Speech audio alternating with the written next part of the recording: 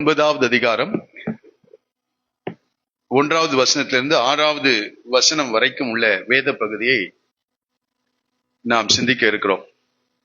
நமக்கு அதிகமாய் பழக்கப்பட்ட ஒரு வேத பகுதி. சிறு வயதிலிருந்து என்ன சொல்லணும்னா, சண்டே ஸ்கூல் நாட்கள்ல இருந்து இந்த யோசேப்பை குறித்து அதிகமாய் நம்ம கேள்விப்பட்டிருக்கிறோம், படித்திருக்கிறோம், பிரசங்கங்களை கேட்டிருக்கிறோம், இன்னும் கூட பிரசங்கித்து கூட என்ன செய்யலாம் இருக்கலாம்.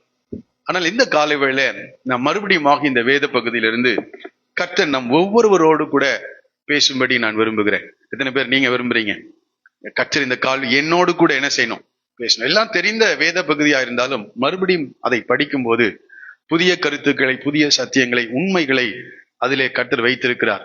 இதை தோண்ட தோண்ட என்ன செஞ்சுட்டே இருக்குது, வந்து கொண்டே இருக்கிறது. எவ்வளவு காலமாக இதை பிரசங்கித்திருப்பார்கள், எவ்வளவு காலம் நாமும் அநேக பிரசங்கங்களை கேட்டிருக்கிறோம். ஆனாலும் புதிய சத்தியங்கள், புதிய உண்மைகளை இந்த வேத பகுதியிலே கர்த்தர் எனக்கு காண்பித்து கொடுத்தார். அதற்காக நான் கர்த்தரை ஸ்தோத்திரிக்கிறேன். இந்த 39ஆம் அதிகாரம் நமக்கு எல்லாருக்கும் தெரியும், யோசேப்புடைய வாழ்க்கையிலே நடைபெற்ற சம்பவம். 37வது அதிகாரத்திலே நாம் படிக்கும் போது இந்த யோசேப்பு தன்னுடைய தகப்பனாகிய யாக்கோபுக்கு 11வது பிள்ளையாக அவன் பிறக்கின்றான். தன் தகப்பனாகிய யாக்கோபுக்கு மிகவும் பிரியமான ஒரு மகனாக அவன் வாழ்ந்து வருகிறான். மற்ற பிள்ளைகள் எல்லாம் துன்மார்க்கமான ஒரு வாழ்க்கை வாழ்ந்து கொண்டிருக்கும் போது அவன் அந்த துன்மார்க்கமான வாழ்க்கையெல்லாம் வாழாம பரிசுத்தமான ஒரு வாழ்க்கையை என்ன செய்யறான், வாழ்கின்றான். தன் தகப்பனுடைய வார்த்தைகளுக்கு கீழ்ப்படுகிறவனாக, தன்னுடைய தகப்பனாருக்கு செல்ல பிள்ளையாக அவன் என்ன செய்கிறான், காணப்படுகிறான். அதனால அவனுடைய தகப்பன் யாக்கோபு அவனுக்கு பலவர்ணமான ஒரு அங்கியை செய்வித்து என்ன செய்கிறார், கொடுக்கின்றார். தகப்பனுக்கு பிரியமான ஒரு பிள்ளையாக அவன் வாழ்ந்து வருகிறான். அவன் தகப்பனுக்கு பிரியமான பிள்ளை மாத்திரல்ல, தேவனுக்கும் பிரியமானவனாக அவன் இருந்தபடினாலே அவனுடைய எதிர்காலத்தை குறித்து தேவன் அவனோடு கூட தரிசனங்களின் மூலமாக, சொப்பனங்களின் மூலமாக அவனோடு கூட இடைப்படுகிறார். அந்த தரிசனங்களை அவன் தன் சகோதரருக்கு சொன்னதினாலே அவனுடைய சகோதரர்கள் அவனை பகைத்தார்கள் என்று நாம் 37வது அதிகாரத்திலே நாம் படித்தோம். அவனை பகைத்ததோடு மாத்திரல்ல, அவனை கொல்லும்படியாக, கொலை செய்யும்படியாக அவர்கள் சதி திட்டம் தீட்டினார்கள் என்று படிக்கிறோம். ஆனால் அவனுடைய மூத்த சகோதரனாகிய ரூபன் அவருடைய கைக்கு அவனை தப்புவித்து ஒரு பெரிய குழியில என்ன செய்தான், தண்ணீர் இல்லாத ஒரு குழியில அவனை போட்டு விட்டான் என்பதை கடந்த வாரத்துக்கு முந்தின வாரம் நாம் சிந்தித்தோம். அந்த சமயத்தில மீதியானியர்களும் இஸ்மவேலர்களும் அந்த பகுதியில என்ன செய்யறாங்க, கடந்தவர்கள். அவர்கள் வியாபாரிகள், அவர்கள் எகிப்திற்கு பொருட்களை, விளை பொருட்களை கொண்டு போய் கொண்டிருக்கிறார். அவர்கள் வியாபாரம் செய்யும்படியாக அந்த பகுதியை கடந்து சென்று கொண்டிருக்கிறார். இந்த சமயத்திலே யூதா அவளை பார்க்கும்போது அவனுக்கு ஒரு எண்ணம் உருவாகிறது. என்ன எண்ணம், இந்த குழியில போட்டு அவன் சாகிறதுனால என்ன பிரயோஜனம், என்ன நமக்கு லாபம் கிடைக்கும், இந்த மீதியானியர்கள் கிட்ட விற்று போடுவோம் என்றால் ஏதாவது கொஞ்சம் ஆதாயமாவது என்ன செய்யும், கிடைக்கும் என்று சொல்லி இந்த யூதா இந்த ஆலோசனையை மற்ற சகோதரர்களிடத்துல சொல்லுகிறான். மற்ற எல்லாரும் என்ன செய்யறாங்க, அதை அங்கீகரித்து இந்த யோசேப்பை இந்த இஸ்மவேலர்கள் கிட்ட, மீதியானியர்கள் கையில் இவனை 20 வெள்ளி காசுக்கு விற்று போட்டார்கள். இதுதான் 37வது அதிகாரத்தின் சம்பவம். 38ஆம் அதிகாரம் யாரை பற்றி படிக்கிறோம், யூதாவை பற்றி படிக்கிறோம். யூதாவை பற்றி இந்த மோசே இந்த செய்தியை மிக கவனமாக எழுதி இருக்கிறதை நான் பார்த்தேன். 38ஆம் அதிகாரம் 1வது வசனம் சொல்லுகிறது, அக்காலத்திலே யூதா தன் சகோதரரை விட்டு அதுல்லாம் ஊரானாகிய ஈரா என்னும் ஒரு மனிதனிடத்திற்கு போய் சேர்ந்தான். அப்போ 38 சொல்லுகிறது, யூதா இவன் தான் விற்றான். விட்டு அவன் என்ன செய்கிறான், அதுல்லாம் ஊரானாகிய ஈரா என்னும் ஒரு மனிதனிடத்திற்கு போய் என்ன செய்கிறான், சேருகிறான். ஆனால் இந்த விற்கப்பட்ட இந்த யோசேப்பு எகிப்திற்கு கொண்டு போகப்பட்டான். 2 பேருடைய வாழ்க்கையில் காணப்படுகின்ற வித்தியாசத்தை நாம் இங்கே பார்க்கிறோம். 2 பேருடைய வாழ்க்கையில் காணப்பட்ட வித்தியாசம். யூதா தன்னுடைய மன விருப்பத்தின்படி என்ன செய்யறான், அவன் ஒரு தேசத்துக்கு, அதுல்லாம் என்ற ஊருக்கு அவன் கடந்து செல்கிறான். அங்கே அவன் தான் விரும்புகிற வாழ்க்கையை அவன் வாழ ஆரம்பிக்கின்றான். ஆனால் யோசேப்பு அப்படி அல்ல. இவன் தேவனுக்கு பிரியமானவன், தன் தகப்பனுடைய வார்த்தைகளின்படி செய்கின்ற ஒரு நல்ல மனிதனாக அவன் உருவாகிறான். இந்த 2 பேருக்கும் உள்ள டிஃபரன்ஸ் என்னன்னா 3 வருஷம் தான் சொல்றாங்க. யூதா 20வது வயதிலே அவன் அதுல்லாம் என்ற ஊருக்கு போகிறான். அதே 17வது வயதிலே யோசேப்பு எகிப்திற்கு கொண்டு போகப்பட்டான். இந்த 2 பேருடைய காரியத்தை ரொம்ப பெரிய வித்தியாசம் 2 பேருடைய வாழ்க்கை. அதனால்தான் மனுஷனுக்கு செம்மையாய் தோன்றுகிற வழிகள் இருக்கிறதாம். அந்த வழிகள் ஆரம்பத்திலே அற்புதமாக காணப்படும். தன் தன் மனம் விரும்புகிற காரியங்களை அதில் நடைபெறுகிறது போல இருக்கும். ஆனால் முடிவிலே அது எப்படி இருக்குமா? மரண வழிகள். மனுஷனுக்கு செம்மையாய் தோன்றுகிற வழிகள் உண்டு, முடிவிலே அது எப்படி இருக்குமா? மரண வழிகளா இருக்கிறது. இந்த யூதா செம்மையாய் தோன்றின தன் பார்வைக்கு செம்மையான ஒரு காரியத்தை அவன் தெரிந்து கொண்டு அவன் கடந்து செல்லுகிறான். இதே போலதான் லோத்தும் கூட தன்னுடைய கண்களை ஏறெடுத்து பார்த்தான். அந்த சோதோம் குமரா பட்டணம் தேவனுடைய தோட்டமாகிய ஏதேனை போல என்ன செய்ததாம் இருந்தது. உடனடியாக அவன் தேவனிடத்துல எல்லாம் விசாரிக்கல, உடனடியாக அந்த பட்டணத்துக்கு நேராக என்ன செய்தான்? கடந்து சென்று விட்டான். முடிவுல போகும்போது நிறைவுள்ளவனாய் போனான். பூமி தாங்கக்கூடியாத ஆஸ்தியோடு கூட அவன் கடந்து சென்றான். திரும்பி வரும்போது எல்லாவற்றையும் இழந்து வெறுமையாக என்ன செய்கிறான்? வருகிறான். ஆகவே நன்றாய் புரிந்து கொள்ளுங்கள், இந்த யூதாவுக்கும் யோசேப்புக்கும் உள்ள வித்தியாசத்தை பரிசுத்த ஆவியானவர் மோசையை கொண்டு எழுதி வைத்திருக்கிறார். 2 அதிகாரத்துக்கும் பெரிய வித்தியாசம். ஆனால் இந்த யோசேப்பு எகிப்திற்கு கொண்டு போகப்பட்டான். விலையாக 20 வெள்ளிக்காசுக்கு விற்கப்பட்டான். விற்கப்படுதுன்னா என்னத்தை விற்போம்? நம்ம பொருட்களை விற்போம், ஆடு மாடுகளை விற்போம். இப்ப யார் வித்திருக்காங்க? மனிதனை விற்றிருக்கிறார்கள். யோசேப்பை விற்றிருக்கிறார். என்னை கேட்கிறார்கள். இப்ப கொஞ்சம் யோசிக்க வேண்டியது. தேவனுடைய திட்டம் இவனுடைய வாழ்க்கையில இருக்கிறது. தேவனுடைய தரிசனத்தை அவன் கண்டிருக்கிறான். அந்த தரிசனத்தை தேவன் எப்படி செயல்படுத்துகிறார் பாருங்க. நாமளா இருந்தா என்ன சொல்வோம்? படிப்படியான ஒரு உயர்வை கர்த்தர் கட்டளையிட்டு அதே கானான் தேசத்துல கர்த்தர் அவனை உயர்த்தி அந்த சகோதரர்கள் எல்லாரும் அவனை வணங்கத்தக்கதான ஒரு செயல்களை கர்த்தர் செய்வார் என்று நாம ஒருவேளை எதிர்பார்க்கலாம். ஆனால் அடிக்கடி நான் அடிக்கிறது, கர்த்தருடைய வழிகள் சில நேரங்களிலே சுழல் காட்டில் காணப்படுகிறதாம். பெருங்காட்டில் கர்த்தருடைய வழிகள் காணப்படும். நம்முடைய யோசனைக்கு அப்பாற்பட்டவைகளாக காணப்படுகிறது. நம்முடைய யோசனைக்கு நாம ஒரு வழியில ஆண்டவர் இப்படி செய்வார், இந்த தரிசனத்தை நிறைவேற்றுவார் என்று நினைப்போம். ஆனால் தேவனுடைய யோசனைகள் அதற்கு அப்பாற்பட்டது. இப்ப பாருங்க, அந்த தரிசனத்தை அவன் கண்டான். உடனடியாக அந்த 2 காரியத்தை கர்த்தர் காட்டுறார். அவன் பின்னாட்கள்ல பார்வனுடைய சொப்பனத்துக்கு சொன்னான். 2 முறை அந்த சொப்பனம் ரட்டித்தது. அது உடனே அது என்ன செய்யும்? அது நடக்கும் என்று சொல்லுகிறான். அதே போல உடனே எப்படி நடக்குதுன்னா, சகோதரர்கள் அவனை பகைக்கிறார். தேவன் அதை அனுமதிக்கிறார். கொஞ்சம் யோசிச்சு பாருங்க. அவன் சகோதரர்கள் அவனை பகைத்தாள்கள் என்ன சொல்லுவாங்க? நான் அந்த யூதா சொல்லியிருப்பான், சிமியோன், லேவி, இவங்க எல்லாம் நான் உன்னை பகைக்கிறேன்னு சொல்லுவாங்களா? சொல்லுங்க. நான் உன்னை பகைக்கிறேன், நான் உன்னை நேசிக்கிறேன்னு சொல்ற மாதிரி நான் உன்னை பகைக்கிறேன் அப்படி எல்லாம் சொல்லியிருக்க மாட்டாங்க. செயல்களினாலே இவனை என்ன செய்திருப்பாங்க? வேதனைப்படுத்தி இருப்பாங்க. செயல்களை இந்த காலவெளியில நம்முடைய வாழ்க்கையோடு கூட சம்பந்தப்படுத்தி நான் இதை சொல்லும்படி விரும்புகிறேன். தேவனுடைய திட்டங்களை நீங்கள் பெற்றுக்கொள்வீர்கள் என்றால், அதுக்குதான் முதல்ல சொல்றது, அழுது ஜெபம் பண்ணி காத்திருந்து தேவனுடைய திட்டங்களை நம்முடைய வாழ்க்கையில் என்ன செய்யணும்? பெற்றுக்கொள்ள வேண்டும். இன்றைக்கு அநேகருக்கு இந்த அறிவு இல்லை. தேவனை அறியாதவர்களோடு நான் பேசல, தேவனை அறிந்தவர்களோடு பேசுகிறேன். உங்களுடைய வாழ்க்கையிலே தேவனுடைய திட்டங்களை நீங்கள் அறிந்து வைத்திருக்க வேண்டும். யோசேப்புக்கு தேவனுடைய திட்டம் வெளிப்படுத்தப்பட்டது. சாமுவேல் சிறுவயதாய் இருக்கும் போதே தேவனுடைய திட்டம் அவனுடைய வாழ்க்கையில வெளிப்பட்டது. தாவீதுக்கு சாமுவேலின் மூலமாய் தேவனுடைய திட்டம் வெளிப்பட்டது. ஆகவே வாலிப பிள்ளைகள், பெரியவர்கள் எல்லாரையும் பார்த்து சொல்றேன், அப்போஸ்தலனாகிய பவுலுக்கு அடுத்து என்ன செய்ய வேண்டும் என்ற தேவ திட்டம் அவருக்கு என்ன செய்தது?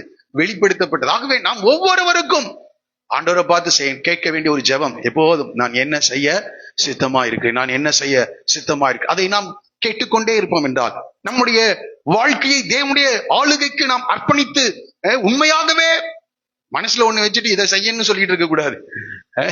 ஆண்டவரே, உம்முடைய சித்தத்தை நான் செய்ய விரும்புகிறேன், நான் என்ன செய்ய நீ சித்தமாயிருக்கிறீர் என்று நாம் கேட்டுக்கொண்டே இருப்போம் என்றால் உடைய ஜபத்தின் பிரதான ஜபம் இதுவா இருக்கணும். உடைய ஆளுகை என் மேல் இருக்கட்டும், பரலோகத்திலும் உடைய சித்தம் நிறைவேறுவது போல உலகத்திலையும் நிறைவேறுவதாக என்று சொல்லிட்டு போக கூடாது. நான் அப்படி சொல்றது இல்லை. அந்த வார்த்தை அப்படி இருந்தாலும் என்னுடைய வாழ்க்கையில் நம்முடைய சித்தம் என்ன செய்யணும்? நிறைவேற வேண்டும். என்னுடைய குடும்பத்திலே நிறைவேற வேண்டும் என்று நாம் ஜெபிப்போம் என்றால் தேவன் தமது திட்டங்களை நமக்கு வெளிப்படுத்துகிறவராக காணப்படுகிறார். இங்கே தேவ திட்டம் எப்படி நடக்குது? அதான் நம்ம நினையாத சூழ்நிலைகளை கர்த்தர் அதை அதை அதை நிறைவேற்றுகிறவராக இருக்கிறார். இவர்கள் பகைக்கிறார்கள். அதிகமாக அவனை பகைத்தார்கள் என்று சொல்லப்பட்டிருக்கிறது. அங்கே சில சூழ்நிலைகள் உருவாகி இருக்கும். இவர்கள் செய்த துன்மார்க்கமான காரியங்களை இந்த யாக்கோபிடத்தில் யோசேப்பு சொல்லி இருக்க வேண்டும். அது நிமித்தம் அவனை அதிகமாக பகைக்கிறார்கள். ஒரு பக்கம் சொப்பனம், இந்த காரியங்கள் அவர்களுக்குள்ளிருந்த அந்த உறவுல பெரிய பிரச்சனையை ஏற்படுத்தி இருக்கிறது. நாம என்ன செய்வோம்னா, நாம ஜெபிக்க ஆரம்பிப்போம்.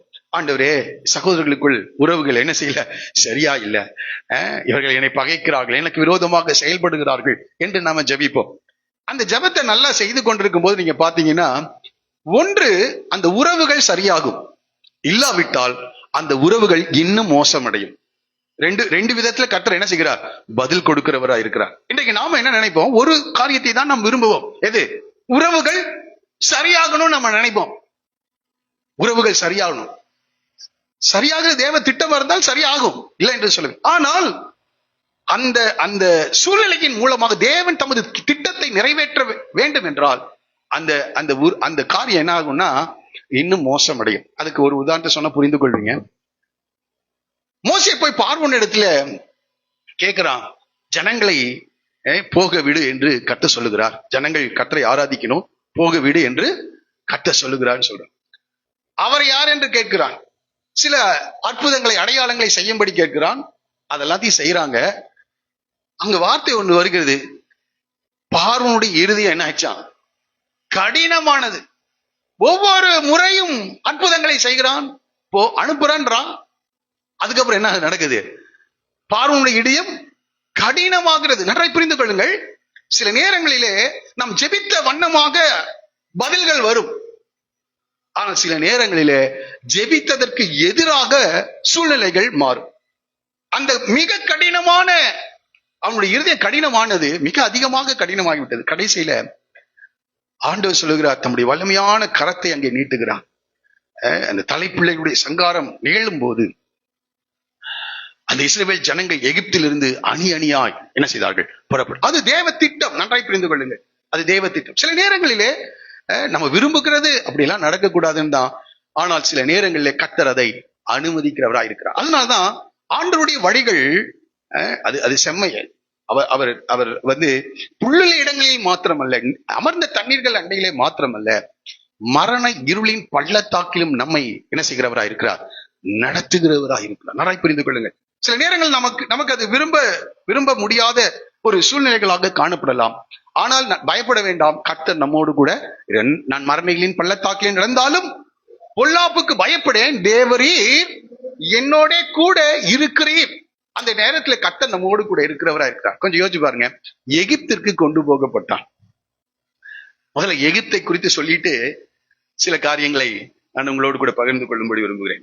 நம்ம எல்லாருக்கும், நம்ம இந்திய தேசத்துல இருக்கிறோம்.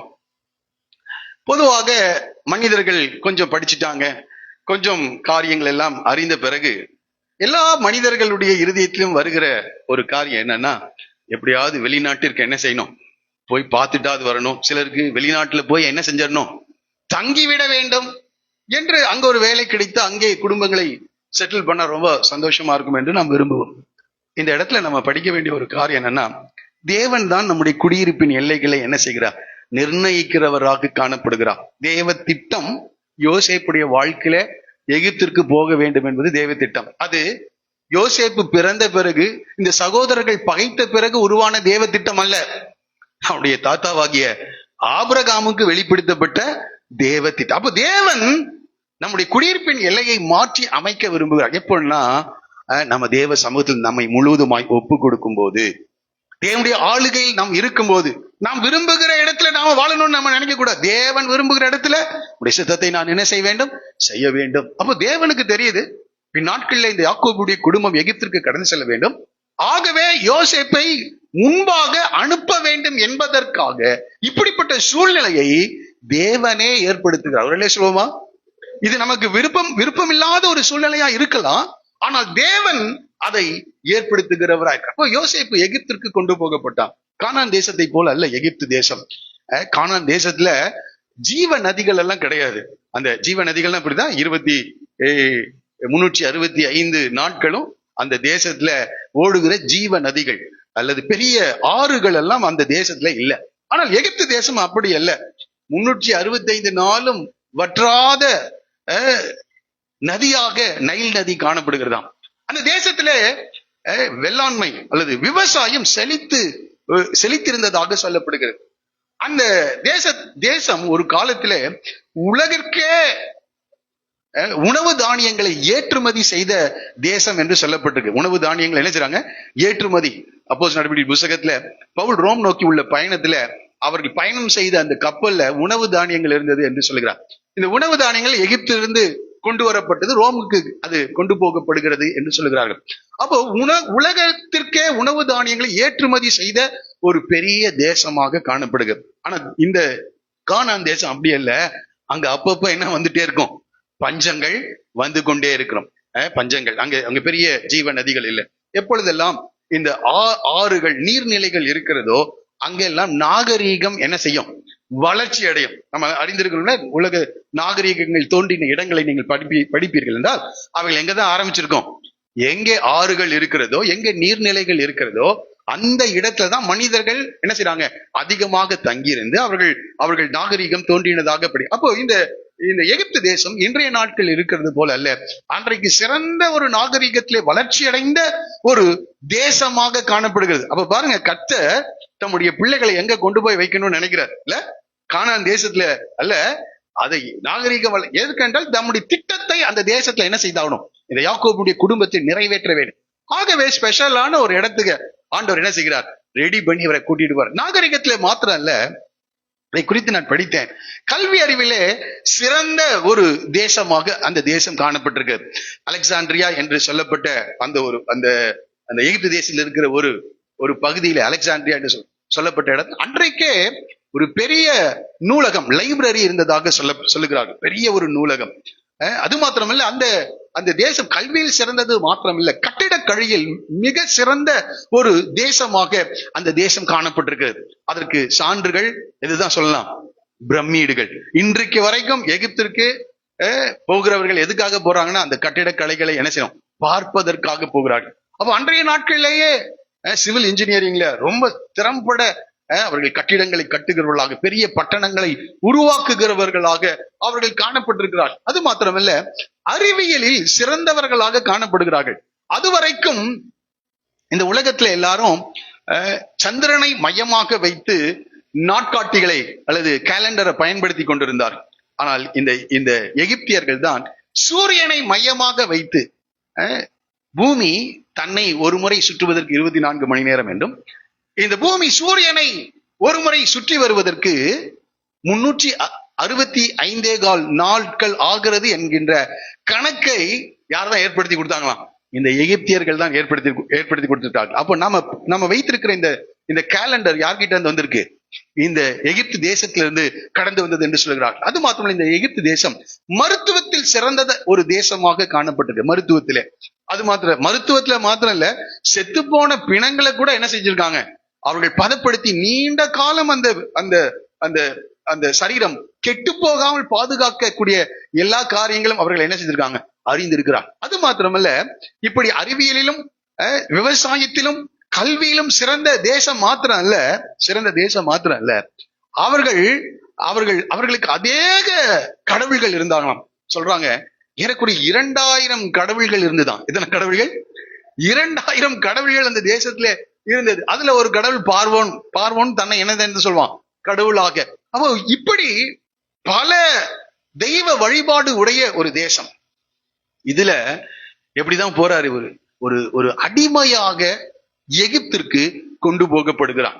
இவ்வளவு பெரிய தேசம், இவ்வளவு கல்வியில் சிறந்த ஒரு தேசம், அடுத்தது விவசாயத்துல பெருகின ஒரு தேசம், பல கடவுள்களை வழிபடுகின்ற ஒரு தேசம். இந்த தேசத்திற்குள் தேவனை மாத்திரம் ஒரு 17 வயது பையன் ஆண்டவர் யாருன்னு மட்டும்தான் தெரியும். இப்ப ஒரு சிறையாக விற்கப்படுகிறான்.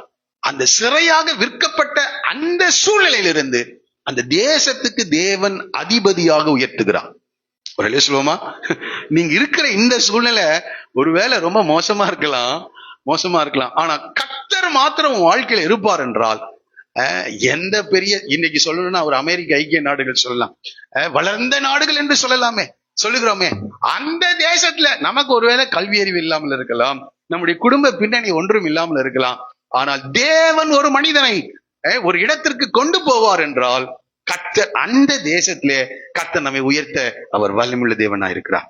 அதே போலதான் இந்த யூதா தேசத்திலிருந்து ஏறக்குறைய 1000 ஆண்டுகளுக்கு பிறகு 1000 சரி இருக்கட்டும், எத்தனை ஆண்டுகள் மண் வரல எனக்கு ஆண்டுகளுக்கு பிறகு யூதா கோத்திரத்திலிருந்து தானியேலை கட்ட சிறையாக பாபிலோனுக்கு கொண்டு போகிறார்.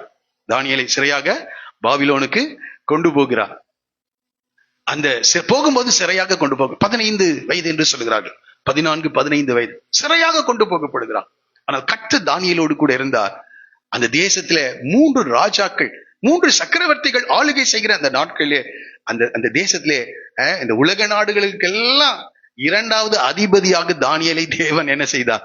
உயர்த்தினார். அப்ப எந்த நிலையில ஆரம்பிக்கிறோம் அல்ல, எந்த ஊர்ல நம்முடைய வாழ்க்கையை ஆரம்பிக்கிறோம் அல்ல, அது தேவனுடைய திட்டத்தின்படி இருக்கிறதா? அதுதான் ரொம்ப மிக முக்கியம். யூதா தன்னுடைய விருப்பத்தின்படி காரியங்களை தெரிந்து கொண்டு போனான். அங்கே மரணம் ஏற்பட்டது, அவருடைய வாழ்க்கையில் அழிவு ஏற்பட்டது. ஆனால் இவன் தேவனுடைய திட்டத்தை இவன் பெற்றுக்கொண்டான். தேவனுடைய சித்தத்துக்கு தன்னை முழுவதுமாய் அர்ப்பணித்தான். எல்லாம் எதிராக இருந்தது. நிச்சயமா யோசேப்பு ஜெபித்திருப்பார். ஆனா ஜெபமெல்லாம் அந்த நேரத்துல என்ன செய்யறதில்லை? கேட்கப்படுவதில்லை. சில நேரங்களிலே நாம் ஜெபிக்கின்ற ஜெபங்கள் கேட்கப்படாமல் இருப்பதற்காக கர்த்தரை ஸ்தோத்திரம் பண்ணணும். புரியுதா புரியலையா? நாம சில ஜெபங்களை ஏறெடுக்கிறோம், அந்த ஜெபங்கள் கேட்கப்படாமல் இருப்பதற்காக. அது இப்படி சொல்றேன், புரிந்து கொள்வீர்கள் நினைக்கிறேன். ஒரு குழந்தை பிறகுது, ஒரு 2.5 வயசு ஆகுது. 2.5 வயசுல அந்த குழந்தைய தூக்கிட்டு போய் எங்க விடுவோம் சொல்லுங்க? ஸ்கூல்ல கொண்டு போய் என்ன செய்வோம்? விடுவோம். அந்த குழந்தைக்கு என்ன நினைக்கும்? ஐயோ எங்கேயோ என்னை புடிச்சிட்டு போய் என்ன செய்யறாங்க போறாங்கன்னு சொல்லி அந்த குழந்தை அந்த ஸ்கூலுக்கு போக விரும்பவே விரும்பாது. அது என்ன சொல்லும்? நான் வீட்லயே என்ன செஞ்சுக்கிறேன், இருந்துக்கிறேன். அது அழுகும், அது கூப்பாடு போடும். ஆனா நாம என்ன செய்யறது இல்ல, அந்த அழுகைக்கும் அந்த கண்ணீருக்கும் மனது இறங்குறதே இல்லை. மனதை கல்லாக்கி கொண்டு அந்த பிள்ளைய கொண்டு போய் எங்க போடுறோம்? நமக்கு தெரியும் அந்த பிள்ளை ஸ்கூலுக்கு போனாதான் பின்னாட்கள் என்ன செய்யும், அது வளர்ந்து தன்னுடைய காரியங்களை அது கவனித்துக் கொள்ள அந்த கல்வி அறிவு அதற்கு மிக முக்கியம் என்பதை நாம் உணர்ந்து அந்த பிள்ளையின் அழுகுறலுக்கு செவி சாய்ப்பது இல்லை. அதே போல நம்முடைய பிற்காலத்தின் நன்மையை ஆண்டவர் அறிந்திருக்கிறார். நம்முடைய பிற்காலத்தில் ஆண்டவர் செய்ய போகின்ற செயல்களை ஆண்டவர் அறிந்திருக்கிறார். ஆகவே சில நேரங்களிலே நம்முடைய ஜெபங்களுக்கு அவர் என்ன செய்யறதே இல்லை, பதில் கொடுப்ப. நம்முடைய கண்ணீருக்கு பதில் கொடுப்பதில்லை. நாம சோர்ந்து போயிடுறோம். நிச்சயமா அந்த குழியில போட்டிருக்கும் போது யோசேப்பு என்ன செய்தார்? அண்ணன் இடத்துல அழுதார், கெஞ்சினான் என்று படிக்கிறோம். கெஞ்சி இவங்க கேட்கல, உடனே யார் நோக்கி தான் பார்ப்போம்?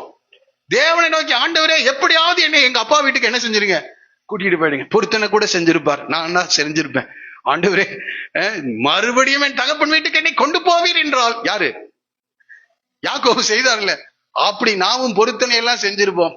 ஆனால் சில நேரங்கள்ல பொருத்தனை செய்தாலும் அந்த ஜெபங்கள் என்ன செய்யறதில்லை, கேட்கப்படுவதில்லை. அதற்காக கர்த்தரை ஸ்தோத்திரம் பண்ணணும். பின்னாட்கள் அவர் சொல்றாரு, நீங்கள் அல்ல, தேவனே இந்த இடத்துக்கு என்ன செய்தார், கொண்டு வந்து சேர்த்தார். ஆகவே வெளிநாடு போகணும்னு யாராவது விரும்புனீங்கன்னா முதல்ல ஜெபம் பண்ணுங்க. முதல்ல ஜெபம் பண்ணுங்க. ஆண்டவரே உங்களுடைய திட்டம் என்னன்னு காட்டுங்க. தேவனே உங்களை கூட்டிட்டு போவார். அதற்கான சூழ்நிலையை தேவனே என்ன செய்வார், ஏற்படுத்துவார். அதுக்காக இப்படிதான் அடிமையா சிறையாக கொண்டு போகணும்னு நான் சொல்லல. அந்த சூழ்நிலையை மாற்றி அமைக்கின்ற தேவனாயிருக்கார். தேவனிடத்திலிருந்து நீங்கள் திட்டங்களை பெற்றுக்கொள்வீர்கள் என்றால் தேவன் சூழ்நிலைகளை மாற்றி அமைக்கின்றவராயிருக்கிறார். நான் வேதம் முழுதும் படித்து பார்த்ததுல பாருங்க, சாமுவேல் போய் தாவீதை அபிஷேகம் பண்ணிட்டு வந்தார் 1 சாமுவேல் 16. அதோட அவருடைய வேலை முடிஞ்சிருச்சு. இப்ப தாவீது அரண்மனைக்கு போகணும். அரண்மனையில ஒரு சூழ்நிலை ஏற்படுகிறது. அங்க ஒருத்தர் சொல்றாரு, சுரமண்டலம் வாசிப்பதில் தேறினவனை நம்ம கூட்டிட்டு வந்து சுரமண்டலம் வாசித்த அவனுக்கு இருக்கிற இந்த அசுத்தாவி என்ன செய்யும், போகும் என்று சொல்லுகிறான். உடனே அப்போ அழைத்து கொண்டு வா என்று சவுல் சொல்லுகிறான். உடனே அங்க இருக்கிற இன்னொருத்தர் சொல்றான், பெத்லெகேமினாகிய ஈசாயின் குமாரில் ஒருவனை நான் கண்டிருக்கிறேன், அவன் வாசிப்பதில் தேறினவன் என்று உடனே அவனை பிடிச்சிட்டு வான்றாங்க. எங்க வர்றாரு? தாவீது. ஆமா. அப்போ நம்ம புரிந்து கொள்ள வேண்டிய காரியம் என்னன்னா, தேவ திட்டம் மட்டும் நம்ம மேல இருக்கணும். அதுக்கு வேற ஒன்னும் செய்ய வேண்டாம். உங்களை முழுவதுமா ஒப்பு கொடுத்துங்க. யூதாவை போல நமக்கு செம்மையாக தோன்றுகிற வழிகளை விட்டு தேவனே உம்முடைய பார்வைக்கு செம்மையானவைகளை என்னுடைய வாழ்க்கையிலே செய்யும் என்று நம்மை அர்ப்பணிப்போம் என்றால் தேவன் சூழ்நிலைகளை மாற்றி அமைக்கின்ற தேவனா இருக்கிறார். ஒரு சொல்லுமா, அவ பாருங்க, கானான் தேசத்திலிருந்து எங்க போகிறார்? எகிப்து தேசத்திற்கு அவர் கொண்டு போகப்படுகிறார். சரி, இந்த யூதாவுக்கும் இந்த யோசேப்புக்கும் உள்ள வித்தியாசத்தை மறுபடியும் நான் கொண்டு வர விரும்புகிறேன். யூதா தன்னுடைய விருப்பத்தின்படி, தன்னுடைய கண்களுக்கு பிரியமானபடி காரியங்களை செய்து கடந்து சென்றார். முடிவு மரணம் என்று சொன்னேன். இது ஆதியாகம புஸ்தகம் மாத்திரம் இல்ல, ஆதியாகமத்தின் முதல் 3 அதிகாரத்திலேயே இந்த காரியங்கள் மிக தெளிவாக ஆண்டவர் வெளிப்படுத்தி இருக்கிறார். தேவன் இந்த பூமியை மறுசீரமைப்பு செய்த பின்பு தன்னுடைய சாயலாக தன்னுடைய ரூபத்தின்படி ஆதாமையும் ஏவாளையும் சிருஷ்டித்து அவளை பார்த்து அவர்களை ஆசீர்வதித்து நீங்கள் பழகி பெருகி பூமியை நிரப்புங்கள் என்று சொல்லிவிட்டு சொல்லுகிறார். நீங்கள் இந்த பூமியை ஆண்டு கொள்ளுங்கள் என்று சொல்லுகிறார். நீங்கள் இந்த பூமியை ஆளுகை செய்யும். அந்த அவன் எடுத்த அந்த மண்ணை பண்படுத்தவும் பாதுகாக்கவும் சொல்லுகிறார். அது மாத்திரமில்ல, அவருடைய சிருஷ்டிப்புகள் எல்லாவற்றையும் ஆளுகை செய்யும்படி ஒரு ஆளுகையை கொடுக்கிறார் முதல் 2 அதிகாரத்துல. அதுக்கு அந்த உறவுல என்ன, அந்த காரியத்துல என்ன இருக்குன்னா, இவர்கள் தேவனோடு கூட சரியான உறவில் இருந்தார்கள். பகலின் குளிர்ச்சியான வெள்ள ஆண்டு தினந்தோறும் யார்கிட்ட வருவாரு? ஆதாம் ஏவாள் கிட்ட வருவாரு. அவர்கள் தேவனோடு கூட இருந்தார்கள். அவர்கள் எல்லாவற்றையும் என்ன செய்தார்கள்? ஆளுகை செய்தார்கள். 3வது அதிகாரத்துல அவர்கள் தேவனுக்கு எதிராக பாவம் செய்கிறார்கள். உடனடியாக தேவ பிரசன்னத்தை இழந்து விடுகிறார்கள். இப்போ அங்க என்ன வருகிறது? நியாய தீர்ப்பு வருகிறது, வேதனை வருகிறது, சாபம் வருகிறது. உன் நிமித்தம் பூமி சபிக்கப்பட்டிருக்கும் என்று சொல்லுகிறார். வேதனை, நீ வேதனையோட பிள்ளை பெறுவாய் என்று சொல்கிறார். நீ வேர்வை சிந்தி நீ உழைக்க வேண்டும் என்று ஆண்டவர் சொல்லுகிறார். இப்படி இந்த 3வது அதிகாரத்திலேயே அந்த வித்தியாசத்தை நாம் பார்க்கிறோம். எந்த ஒரு மனிதன் தேவனோடு கூட காணப்படுகிறானோ அந்த மனிதனுடைய வாழ்க்கையில தேவன் ஆசீர்வாதத்தையும் ஜீவனையும் ஆளுகையையும் கர்த்தர் வைத்திருக்கின்றார். ஆனால் எப்பொழுது நாம் தேவனுக்கு எதிராக செயல்பட ஆரம்பிக்கிறோமோ, அவருடைய வார்த்தைக்கு எதிராக செயல்பட ஆரம்பிக்கின்றோமோ, அப்ப துவங்குது எல்லாம். இந்த யூதாவுடைய வாழ்க்கையில அப்ப துவங்குச்சுங்க. கண்ணுக்கு பிரியமானபடி காரியங்களை அவன் செய்ய ஆரம்பித்தான். பிள்ளைகள் பிறந்தார்கள். ஆனால் அவர்கள் கர்த்தருடைய பார்வைக்கு பொல்லாதவர்களா இருந்தபடினால் தேவன் அவர்களை அழித்தார் என்று படிக்கிறோம். அப்படியே காலங்கள் வரைக்கும் பாத்தீங்கன்னா தேவனுக்கு எதிராக செயல்படுகிறவனா இருந்தான். இந்த யோசேப்புடைய வாழ்க்கையில கூட அப்படிதான். அவன் கர்த்தருக்கு பிரியமானவனா இருந்தான். இந்த அதிகாரத்துல 39ல 2வது வசனம் பாருங்க. கர்த்தர் யோசேப்போடே இருந்தார் என்று படிக்கிறோம். கர்த்தர் யோசேப்போடே இருந்தார். ஆமா, எல்லா சூழ்நிலையிலையும் கர்த்தர் யோசேப்போட இருக்கிறார். இந்த செய்தியின் தலைப்பே நம்முடைய வாழ்க்கையில தேவன் நம்மோடு கூட இருக்க வேண்டும். அதுதான் இந்த செய்தியின் நோக்கமே. தேவன் யாரு பணம் இருக்குதா, உறவுகள் இருக்கு, இல்ல அதெல்லாம் இருக்கட்டும், நல்லதுதான். ஆனால் தேவன் நம்முடைய வாழ்க்கையில கூட இருக்க வேண்டும். இந்த யோசேப்போடு கூட இருந்தார். ஆதாமோடு கூட 2ஆம் அதிகாரம் வரைக்கும் இருந்தாரு. எல்லாவற்றையும் ஆளுகை செய்தான். ஆசீர்வாதம் இருந்தது, சமாதானம் இருந்தது, சுகம் இருந்தது, மகிழ்ச்சி இருந்தது, எல்லாம் இருந்தது 2ஆம் அதிகாரம் வரைக்கும்.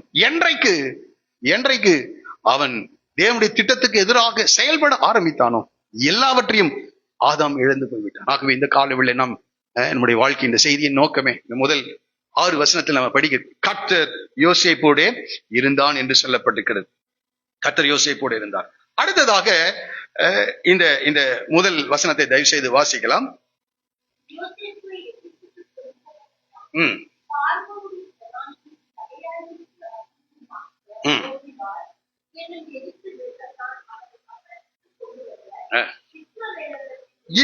இஸ்மவேலரிடத்தில் விலைக்கு வாங்கினான். கொஞ்சம் யோசிச்சு பாருங்க. யோசேப்பு ஒரு 17 வயது வாலிபன். அவன் ஒரு சாதாரண குடும்பத்தை சார்ந்தவன் இல்ல, யாக்கோபுடைய குடும்பத்தை சார்ந்தவன். யாக்கோபிடத்துல திரளான ஆடு மாடுகள், திரளான வேலைக்காரிகள் எல்லாம் யார்கிட்ட இருக்கு? ஆமா, ஆபிரகாமின் நாட்களிலேயே அவருடைய சம்பத்து பூமியை தாங்கக்கூடாத அளவுக்கு இருந்தது. இவன் வீட்டுல வேலைக்காரங்க இருக்காங்க.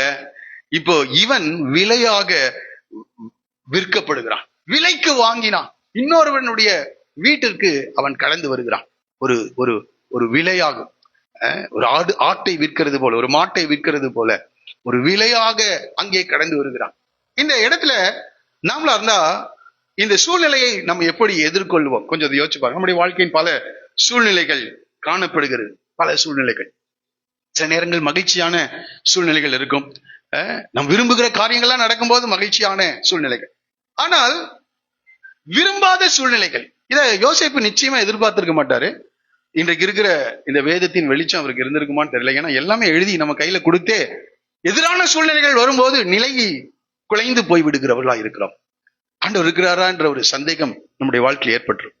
ஆனால் இந்த சத்தியங்கள், இந்த வேதம், இந்த சபை, இந்த உபதேசங்கள் எதுவுமே இல்லாத ஒரு சூழ்நிலையில இந்த யோசேப்பு இன்னொருவனுடைய வீட்டுக்கு விலையாக விற்கப்பட ஒரு வாலிபன்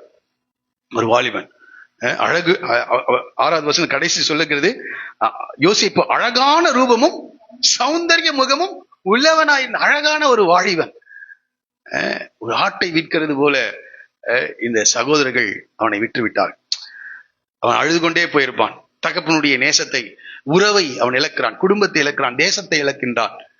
ஒரு அடிமையாக, செல்ல பிள்ளையாக இருந்தவன் எல்லாரையும் ஆளுகை செய்து கொண்டிருந்தான். இப்பொழுது அடிமையாக அவன் இந்த எகிப்து தேசத்திற்கு அவன் கொண்டு போகப்படுகிறான்.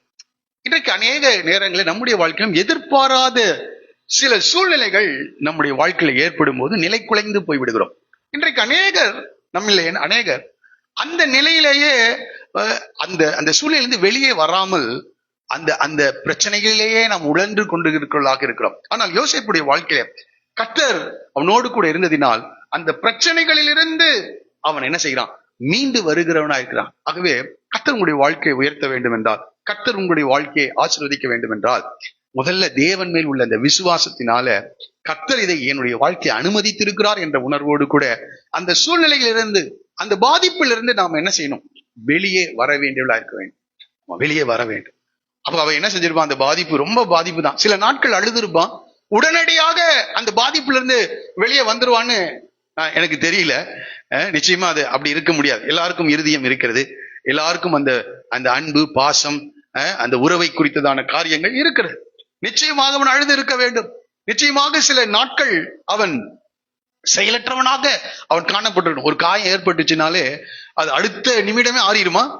ஆமா, என்ன மருந்து போட்டாலும் என்ன செய்யாது, அடுத்த நிமிடம் அது சில நாட்கள் ஆகும். அது போல சில நாட்கள் அந்த காயம் ஏற்பட்டிருக்கும், வேதனை ஏற்பட்டிருக்கும். ஆனால் தேவ திட்டங்களை, தேவனுடைய கரத்தை அவன் புரிந்து கொண்டு, தேவனுடைய சித்தத்தை அல்லது தேவனுடைய வழிநடத்தலை புரிந்து கொண்டு அவன் அந்த சூழ்நிலையிலிருந்து வெளியே வருகிறவனா இருக்கிறான். இன்றைக்கு அநேகர் கடந்த கால கசப்பான அனுபவங்களை தங்களுடைய இருதயத்தை மறைத்து வைத்து அழுது கொண்டே இருக்கிறவர்களா இருக்கு. இந்த காலையில கர்த்தனோடு கூட பேசுற கடந்த காலத்தில் ஏற்பட்ட விரோதங்கள், பகைகள், இன்னும் சொன்னா இந்த சகோதரர்கள் அவனை பகைத்தார். அந்த பகையை உள்ளே வைத்துக் கொண்டிருக்கல, கழுது கொண்டிருக்கு. அவனை விட்டு விட்டார்கள். துரோகங்கள், இந்த நாட்களில் அநேக துரோகங்கள் நம்முடைய வாழ்க்கையை எதிர்கொள்ள வேண்டியவர்களாக இருக்கிறோம். அந்த துரோகங்களையே நாம் மனதில் வைத்திருக்கிறவர்களா இருக்கிறோமா? அந்த பகைகளையே வைத்துக் கொண்டிருக்கிறவர்களா இருக்கிறோமா? நஷ்டங்கள், உறவுகள் ஏற்பட்ட முறிவுகள், இவைகளையே நம்முடைய மனதிலே வைத்துக் கொண்டிருப்போம் என்றால் தேவனுக்காக நாம் செயல்பட முடியாது. இன்றைக்கு அநேகர் அந்த காரியங்கள் அவருடைய இருதயத்தில் இருப்பதினாலே அவர்கள் செயல்பட முடியாதவர்களாக இருக்கிறார்கள். தேவன் அவர்களை பயன்படுத்த முடியாத சூழ்நிலைகளிலே அவர்கள் காணப்படுகிறார்கள். இந்த காலையில கர்த்தனோடு கூட பேசுகிறார். எல்லாமே இழந்து போய் விட்டீர்களா? பரவாயில்ல.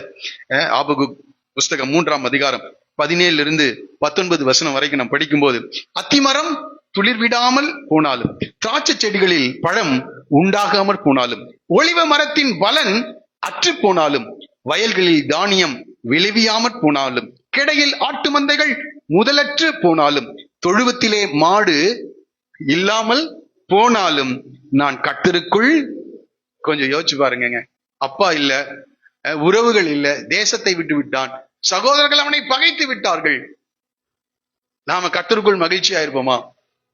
யோசேப்பு கர்த்தருக்குள் மகிழ்ச்சியா இருந்தான். தாவீதை குறித்து சொல்லும் போது, தாவீது கர்த்தருக்குள் தன்னை திடப்படுத்தி கொண்டான் என்று படிக்கிறோம். எல்லாரும் அவனுக்கு எதிராக வந்து விட்டார். எல்லாரும் கல்லை எடுத்துட்டாங்க. எல்லாரும் கல்லு, தேசமே அவனுக்கு எதிராக இருக்கிறது, மனிதர்கள் எல்லாரும் எதிராக இருக்கிறார்கள், உலகமே தாவீதுக்கு எதிராக காணப்படுகிறது. ஆனால் வசனம் சொல்லுகிறது, பலன் இல்லாமல் போக மட்டும் அழுதார்கள் என்று சொல்லப்பட்டிருந்தாலும் அடுத்த வார்த்தை சொல்கிறது, தாவீது கர்த்தருக்குள் தன்னை திடப்படுத்தி கொள்ள. இந்த காலையில் கர்த்தருக்குள் உங்களை திடப்படுத்தி கொள்ளும்படி கேட்கிறேன். கர்த்தருடைய வாழ்க்கை தம்முடைய திட்டங்களையும் நோக்கங்களையும் நிறைவேற்ற வேண்டும் என்றால் நாம் கர்த்தருக்குள் மகிழ்ச்சியாக இருக்க வேண்டும். ஆபகுக் சொல்லுகிறார், திரும்பி அந்த வசனத்தை நான் வாசிக்கிறேன். அத்திமரம் துளிர் விடாமல் போன. எல்லாமே எதிராக இருக்குங்க.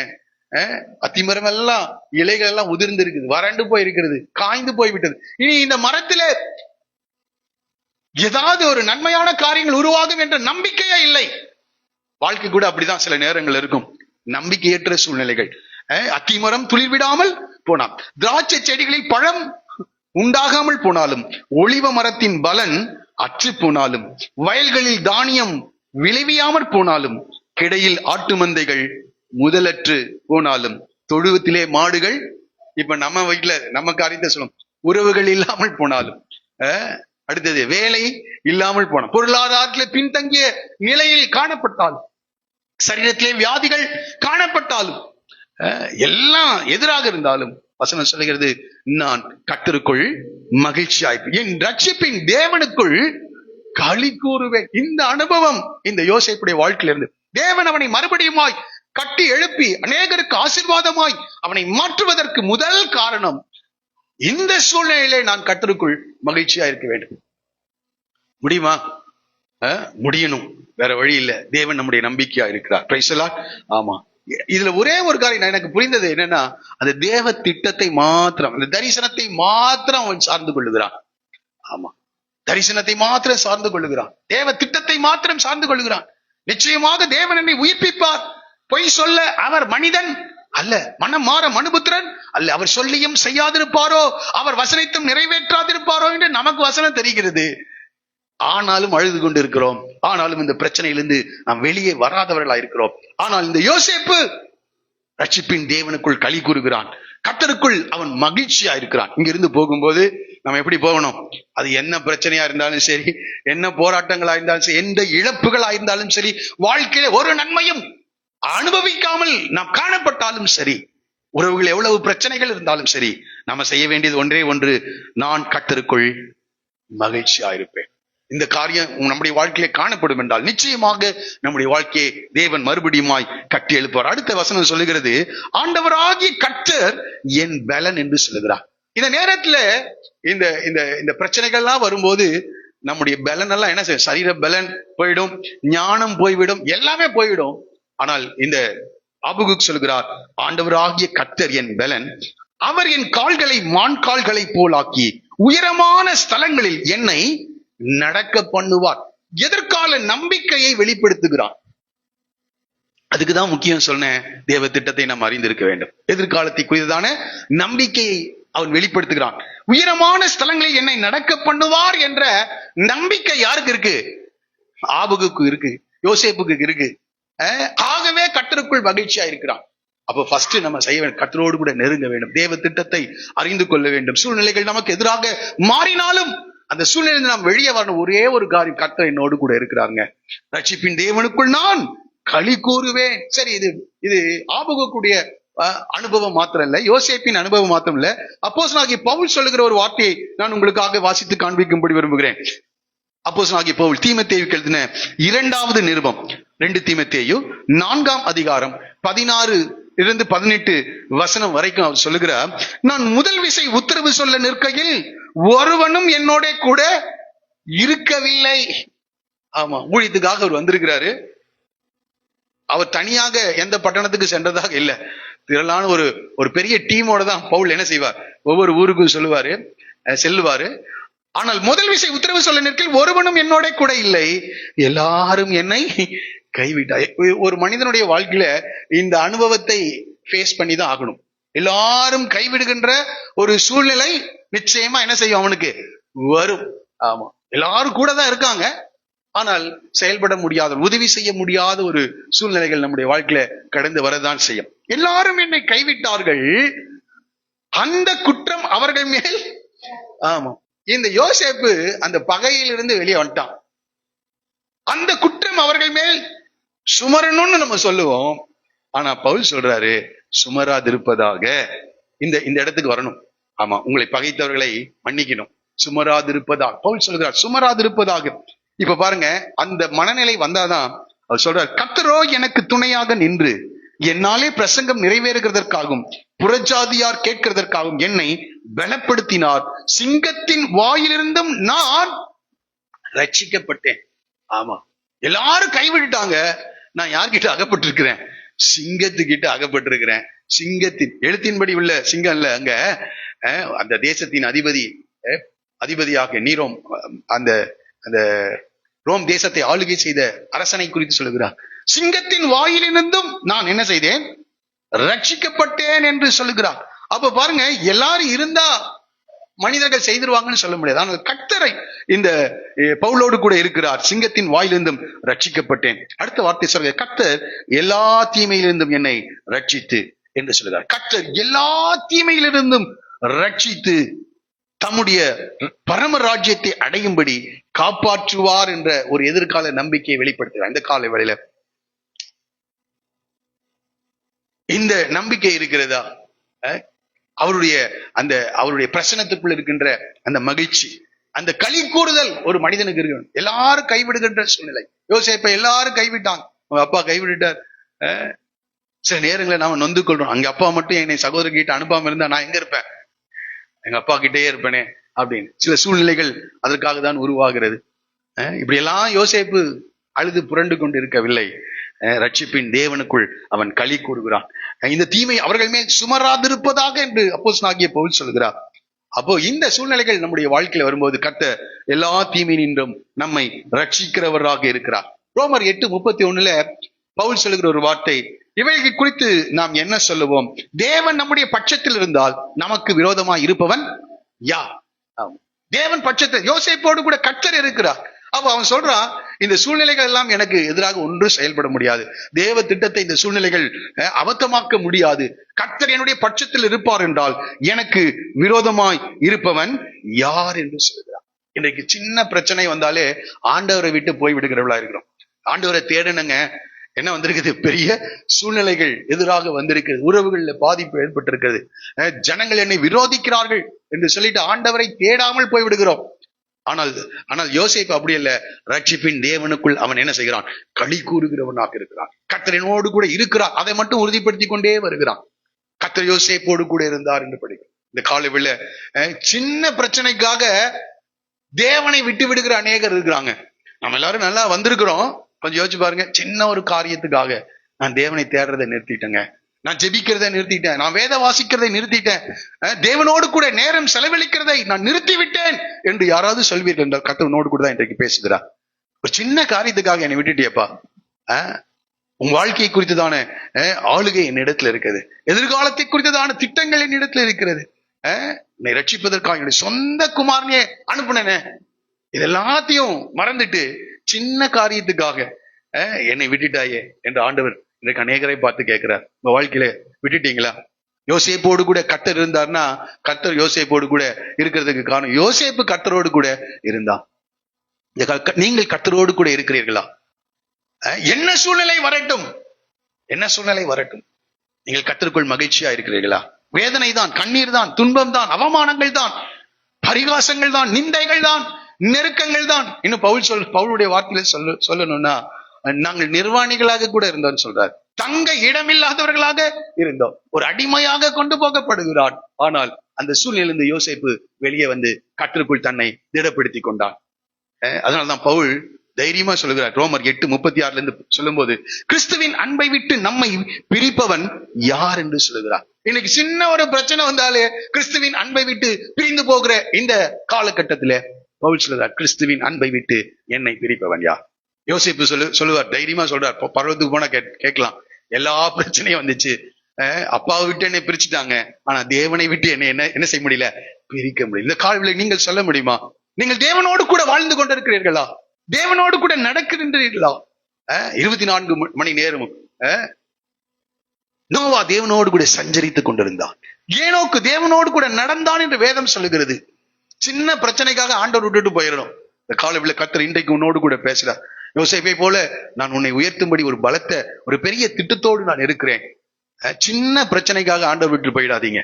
இங்கே கிறிஸ்துவின் அன்பை விட்டு என்னை பிரிப்பவன் யார்? ரோமர் 8:36 படிக்கிறோம்.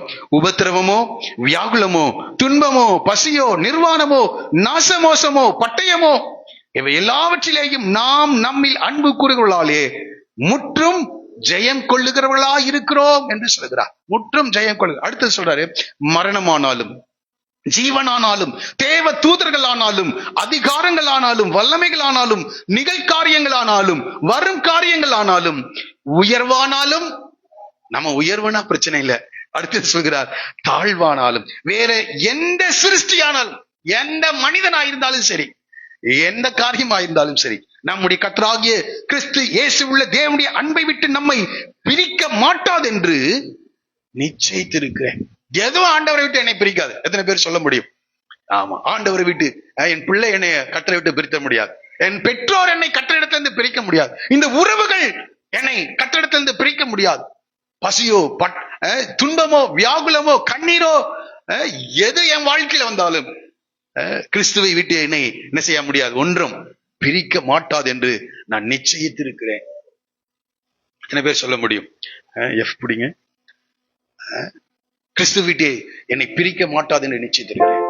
இன்னைக்கு அநேகருடைய வாழ்க்கையில் அப்படி இல்லை. சின்ன ஒரு பிரச்சனையில நம்ம கர்த்தரை விட்டு வழி விலகுகிறவராய் அவ எல்லாரும் கண்களை மூடி, உம்மோடு இருப்பதுதான் என் உள்ளத்தின் வாஞ்சை ஐயா, உம் சித்தம் செய்வதுதான் என் இருதயத்தின் இயக்கம். எல்லாரும் உண்மையா ஆண்டவர் இன்னைக்கு அநேகரோடு கூட பேசிட்டு, சின்ன ஒரு பிரச்சனை தேவனை தேடுகிறத நீ விட்டுட்ட.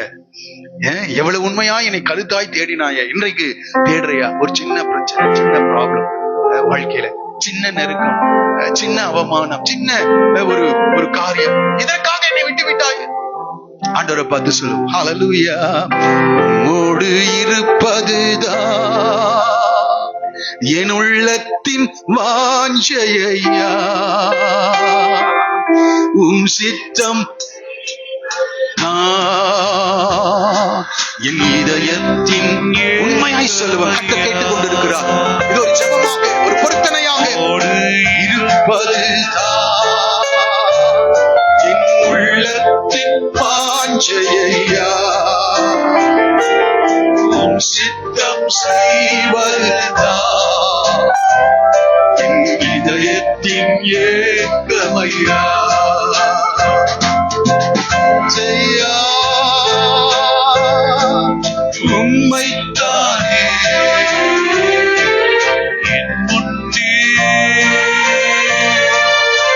இருப்பீர்களே, இயேசையா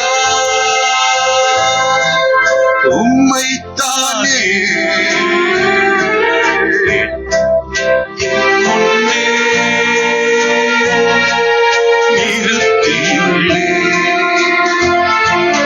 எனக்காக யாவையும் செய்பவரே, செய்து முடிப்பவரே. ஆண்டவரை பார்த்து, எனக்காக யாவையும் செய்பவரே, செய்து முடிப்பவரே.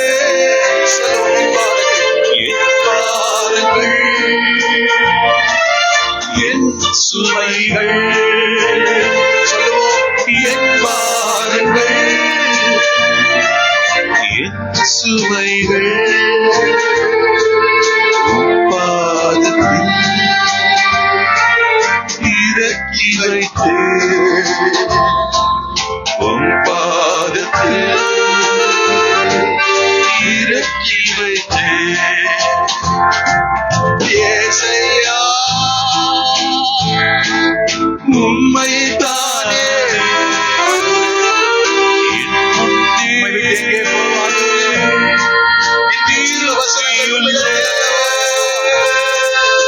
ஏசையா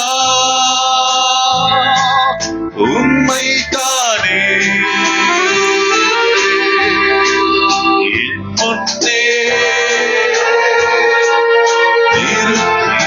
உம்மோடு இருப்பதுதான், உம்மோடு இருப்பதுதான்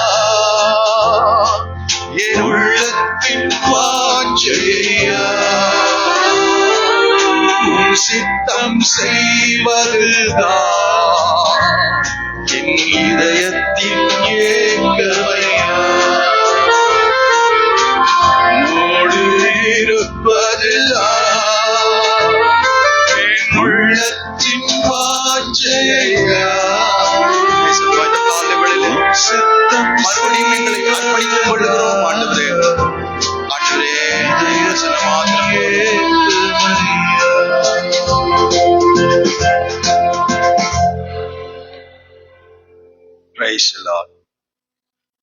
பாருங்க, இஸ்மவேலர் இடத்துல இந்த போத்திபார் இந்த யோசேப்பை விலைக்கு வாங்கினான் என்று முதலாவது வசனம் முடிக்கிறது. இரண்டாவது வசனம் இப்படி ஆரம்பிக்கிறது, கர்த்தர் யோசேப்போடே இருந்தார். கர்த்தர் யோசேப்போடே இருந்தார். அந்த வார்த்தையின் அர்த்தம் என்னன்னா, கர்த்தர் நம்மோடு கூட இருப்பார் என்றால், உண்மையா ஒரு மனிதனுடைய வாழ்க்கையில கர்த்தர் யோசேப்போடு நம்மோடு கூட இருப்பார் என்றால், ஒவ்வொரு நாளும் நம்மை தேவனை போல அவர் நம்மை மறுரூபம் அடைய செய்கிறவராய் இருக்கிறார். இதுதான் அவனை கர்த்தர் உயர்த்தினார், அதெல்லாம் ரெண்டாவது தான். ஒரு மனிதனோடு கூட கர்த்தர் இருப்பார் என்றால் தேவனை போல் அவனை என்ன செய்வான், அவன் மாறிடுவான். பாருங்க, நண்பர்களாக ஒருத்தரோடு கூட சேர்றோன்னு வைங்க, ஒருத்தர் பொய் பேசுகிறவர்களா இருக்காங்கன்னா நாம அவர்களோடு கூட சேர்ந்து என்ன ஆரம்பிச்சிடும், நம்மளும் பொய் சொல்ல, திருடுகளோடு போனா அதே பழக்கம் நமக்கு வந்துடும். பொய் பேசுகிறவர்களோடு கூட, சினிமா பார்க்கிறவர்களோடு கூட சேர்ந்துட்டே இருந்தா என்ன வரும், நம்மளும் நல்ல சினிமா பார்க்கிறவர்களாய் மாறிடும் சொல்றது. அப்போ ஆவிக்குரியவர்களோடு கூட இருந்தா ஆவிக்குரிய குணாதிசயம். அதே போல தேவனோடு கூட ஒரு மனிதன் காணப்படுவான் என்றால், கர்த்தர் யோசேப்போடு இருந்தார். தேவனை போல நாளுக்கு நாள் என்ன செய்வோம், நம்ம மாறிடுவோம். தெய்வீக குணாதிசயங்கள் நமக்குள் உருவாகிவிடும். ஆமா, அப்படிதான் நம்மளை படைத்தார். நம்மள தமது சாயலின்படியும் தமது ரூபத்தின்படியும் தான் நம்ம என்ன செய்தார், படைத்தார். அப்போ ஆதாமை படைக்கும் போது அவருடைய குணாதிசயங்கள்ல தான் அவனை என்ன செய்திருக்கிறார், படைத்திருக்கிறார். இப்போ நாம மறுபடியும் ரட்சிப்படையும் போது, தேவனோடு கூட அந்த நல்மனம் பொருந்தும் போது தேவன் நம்மோடு கூட இருக்கிறாரு. இப்போ தேவன் யோசேப்போடு கூட இருந்தார். யோசேப்பு திருடுகிறவனாக இருந்தான், சொல்லுவோமா? யோசேப்பு பொய் சொல்லுகிறவனா இருந்தான். யோசேப்பு சண்டையிடுகிறவனாக இருந்தான். யோசேப்பு மன்னிக்காதவனா இருந்தான். சொல்ல முடியுமா? சொல்ல முடியவே முடியாது. ஏன்னால் தெய்வீக குணாதிசயங்கள் யாருக்குள்ள வந்திருக்கும், இந்த யோசேப்பு. முதல் இதுதான், கர்த்தர் உன்னோடு கூட இருப்பார் என்றால் நம்ம அவன் செய்வதெல்லாம் வாய்க்கும், அவனை கர்த்தர் உயர்த்துவார். இதெல்லாம் ரெண்டாவது தாங்க. ஃபர்ஸ்ட் தெய்வீக குணாதிசயங்கள் நம்முடைய வாழ்க்கையிலே உருவாக வேண்டும். இதுக்கு பிறகுதான் தேவன் நம்மை ஆசீர்வதிக்கிறார்.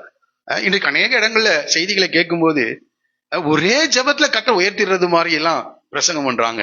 அப்படியெல்லாம் இல்லவே இல்லை. வேதத்தின் அடிப்படையில் அப்படி கிடையவே கிடையாது. படிப்படியாய் தேவன் உயர்த்துகிறவராய், நாம எவ்வளவு தூரம் தேவனோடு கூட ஒன்றிணைகிறோமோ, தெய்வீக சாயல் நமக்குள் எவ்வளவு உருவாகுகிறதோ அந்த அளவுக்கு தான் அநேகருக்கு நாம் ஆசீர்வாதமாய் மாற முடியும். அந்த அளவுக்கு தான் தேவன் நம்மை பயன்படுத்த முடியும். அந்த அளவுக்கு தான் தேவன் உங்களை உயர்த்த முடியும். அதனால முதல்ல நம்ம வாழ்க்கையில என்ன நடக்கணும்னா, தெய்வீக குணாதிசயங்கள் உருவாக வேண்டும். கர்த்தர் யோசேப்போடு கூட இருந்தார்னா நான் இப்படி புரிந்து கொண்டேன். வாசிக்கலாம், கலாத்தியர் நிருபம் 5வது அதிகாரம் 22-23 வசனங்கள் அவருடைய வாழ்க்கையில் உருவாகி இருக்கும். என்ன காரியம்? ஆவியின் கனியோ ஃபர்ஸ்ட் என்ன வந்திருக்கும்? அன்பு. இப்ப அன்பு தேவனால் நம்முடைய இருதயங்கள் ஊற்றப்படுகிறது. பரிசுத்த ஆவியினால் நிரப்பப்படும் போது தெய்வீக அன்பு நம்முடைய இருதயங்கள் ஊற்றப்படுகிறது. அப்போ இந்த போத்திபார் வீட்டுல ஒரு மேனேஜரா வந்து சேரலைங்க, அவர் ஒரு அதிகாரியாக வந்து சேரவில்லை. எப்படிதான் வந்து சேர்றான்? ஒரு அடிமையாக வந்து சேர்கிறான். அடிமைக்கு எவ்வளவு ரூபாய் சம்பளம் இருந்திருக்கும்? அடிமைக்கு எவ்வளவு ரூபாய் சம்பளம் இருக்கும்? 1 லட்சம் ரூபாய் கொடுக்கலாமா? அப்படி எல்லாம் கிடையாது. விலைக்கு வாங்கிட்டான். அப்ப இவனுக்கு என்னவே இல்ல சம்பளம். ஆனா என்ன செய்யணும்? இவன் வேலை செய்ய. நம்மளா இருந்தா என்ன செய்வோம்? சம்பளம் கொஞ்சம் 2 நாள் டிலே ஆச்சுனாலே நமக்கு என்ன வந்துடும்? என்னையா சம்பளம் கொடுக்குறான் இவன் அப்படின்னு நம்ம சொல்லுவோம். அடுத்தது வருஷம் போடுற இன்கிரிமெண்ட் பார்ப்போம். அந்த இன்கிரிமெண்ட் கரெக்டா இருந்தாதான் அங்க என்ன செய்வோம், இருப்போம். இல்லைன்னா என்ன செஞ்சிருவோம், கிளம்பிடுவோம். இப்ப தீபாவளி வேற வருது, எவ்வளவு கொடுப்பாருன்னு தெரியலன்னு ஜெபம் பண்ணிட்டு இருக்கலாம் நீங்க. ஆனா இவனுக்கு எந்த சேலரியும் இல்லை, எந்த சம்பளமும் இல்லை, அடிமை. ஆனா அந்த வீட்டுல, போத்திபார் வீட்டுல அடிமையாக எல்லாரிடத்துல அன்பாய் அவன் நடந்து கொண்டான். நம்ம எப்ப அன்பா இருக்கும்னா, இன்கிரிமெண்ட் வந்தா முதலாளி கிட்ட அன்பா இருப்போம், மற்றவங்க கிட்ட அந்த வேலையில அன்பா நம்ம செயல்பட்டுகளா இருக்கும். இவனுக்கு எதுவுமே இல்லைங்க. அதான் நான் சொல்றேன், கர்த்தர் யோசேப்போடு கூட இருந்தார். எல்லாம் எதிரான சூழ்நிலை இருந்தது. இப்பொழுது தெய்வீக குணாதிசயங்களை யோசேப்பு வெளிப்படுத்துகிறான். இந்த காலில் கர்த்தர் உன்னோடு கூட தான் பேசுறாரு. எல்லாமே எதிரா, அது கிடைச்சாலும் சரி கிடைக்காட்டியும் சரி, நீங்கள் தெய்வீக குணாதிசயத்தை உங்களுடைய சூழ்நிலைகளிலே, குடும்பங்களிலே, வேலை ஸ்தலங்களிலே நீங்கள் வெளிப்படுத்த வேண்டும் என்று தேவன் எதிர்பார்க்கும். அப்போ இங்க தேவ அன்பு நம்முடைய இருதயங்களே ஊற்றப்பட்டிருக்கும் என்றால் இவனால என்ன செய்ய முடியாது, எல்லாரையும் பகைக்க முடியாது.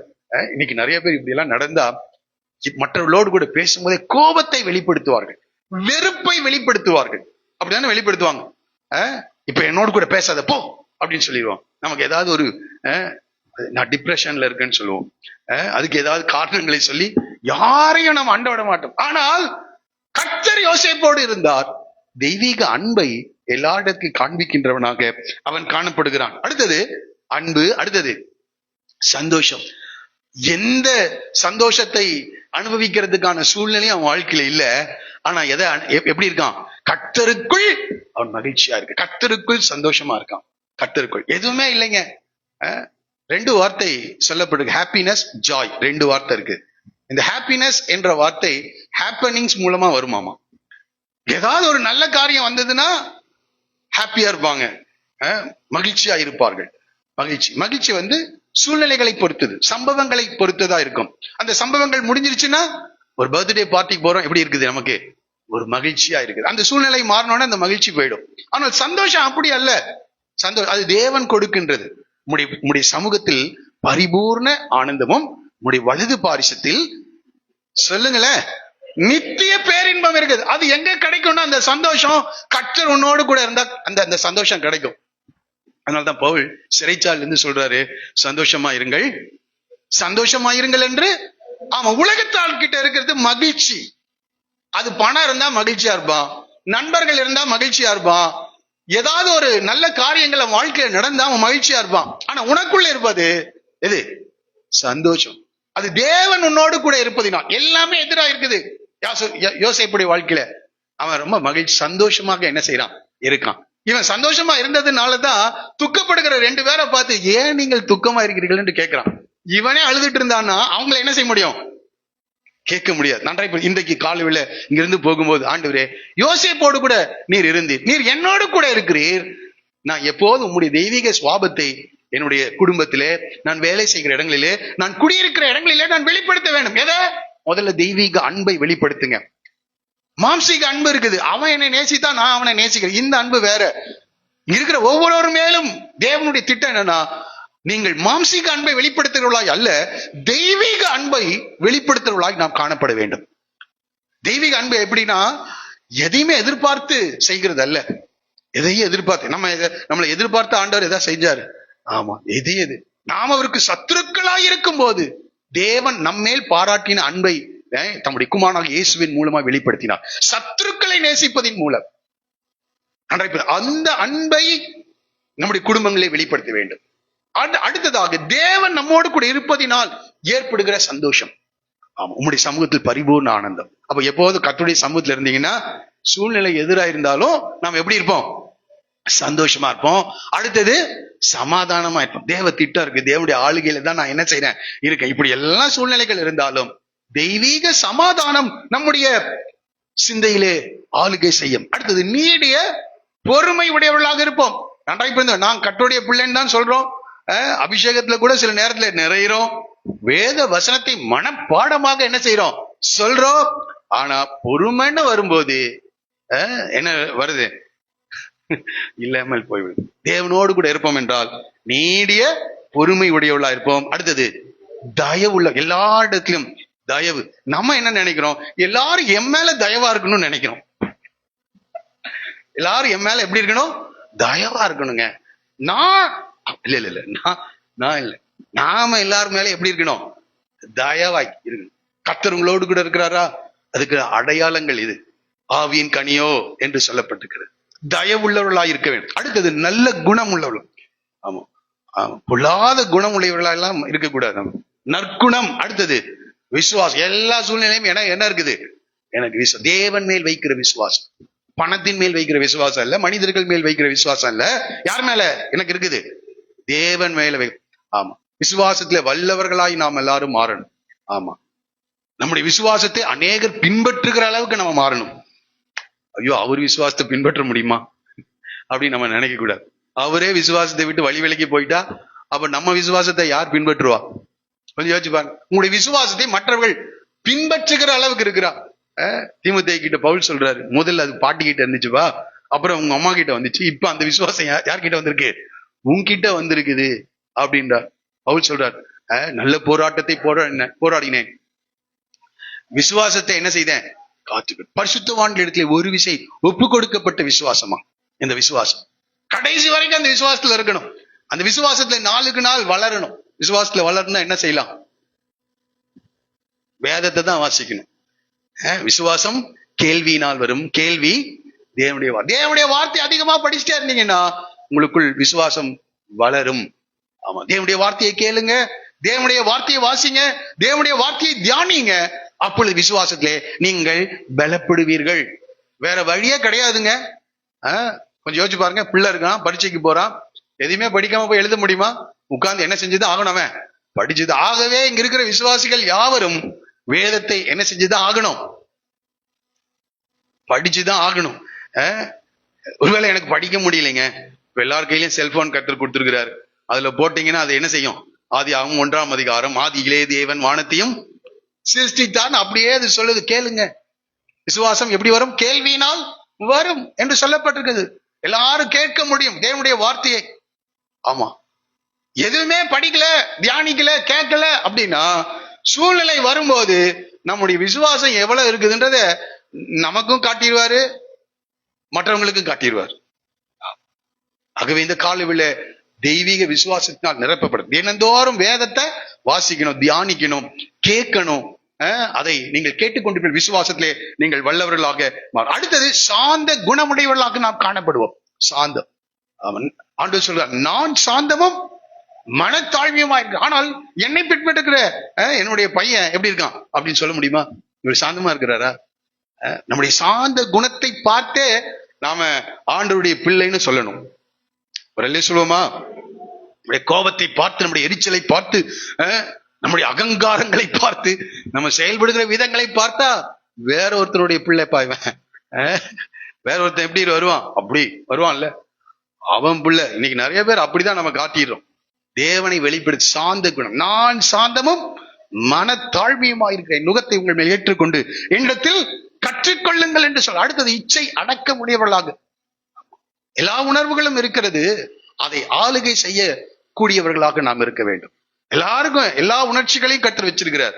ஆமா, உணர்ச்சி அது நல்ல நோக்கத்துக்காக, தேவனுடைய சித்தத்தின்படி, தீமைக்கு எதுவா இராத வரைக்கும் ஒன்னும் பிரச்சனை இல்லை.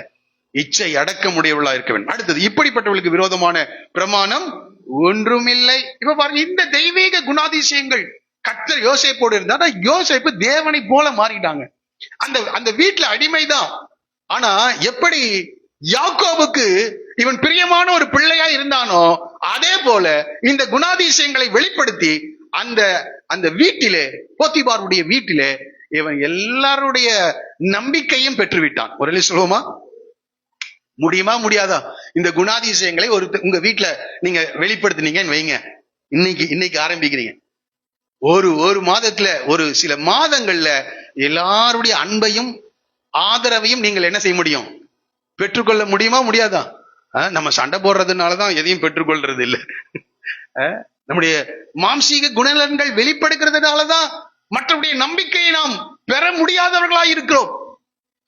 யோசேப்பு இந்த தெய்வீக குணாதிசயங்களை அந்த வீட்டில வெளிப்படுத்தினான். இப்ப எல்லாரும் யார நம்ப ஆரம்பிச்சிட்டாங்க? யோசேப்பை நம்ப ஆரம்பித்து விட்டார்கள். எல்லாருடைய நம்பிக்கையும் அவன் பெற்றுக்கொள்ளுகிறவனாக அவன் காணப்படுகிறான். அழுதுட்டே இருக்கல, கர்த்தருக்குள் தன்னை திடப்படுத்தி கொண்டான், கர்த்தருக்குள் தன்னை மகிழ்ச்சியாக வைத்துக் கொண்டான், சந்தோஷமாக இருக்கிறான். விசுவாசம் இருக்குது, நம்பிக்கை இருக்கிறது.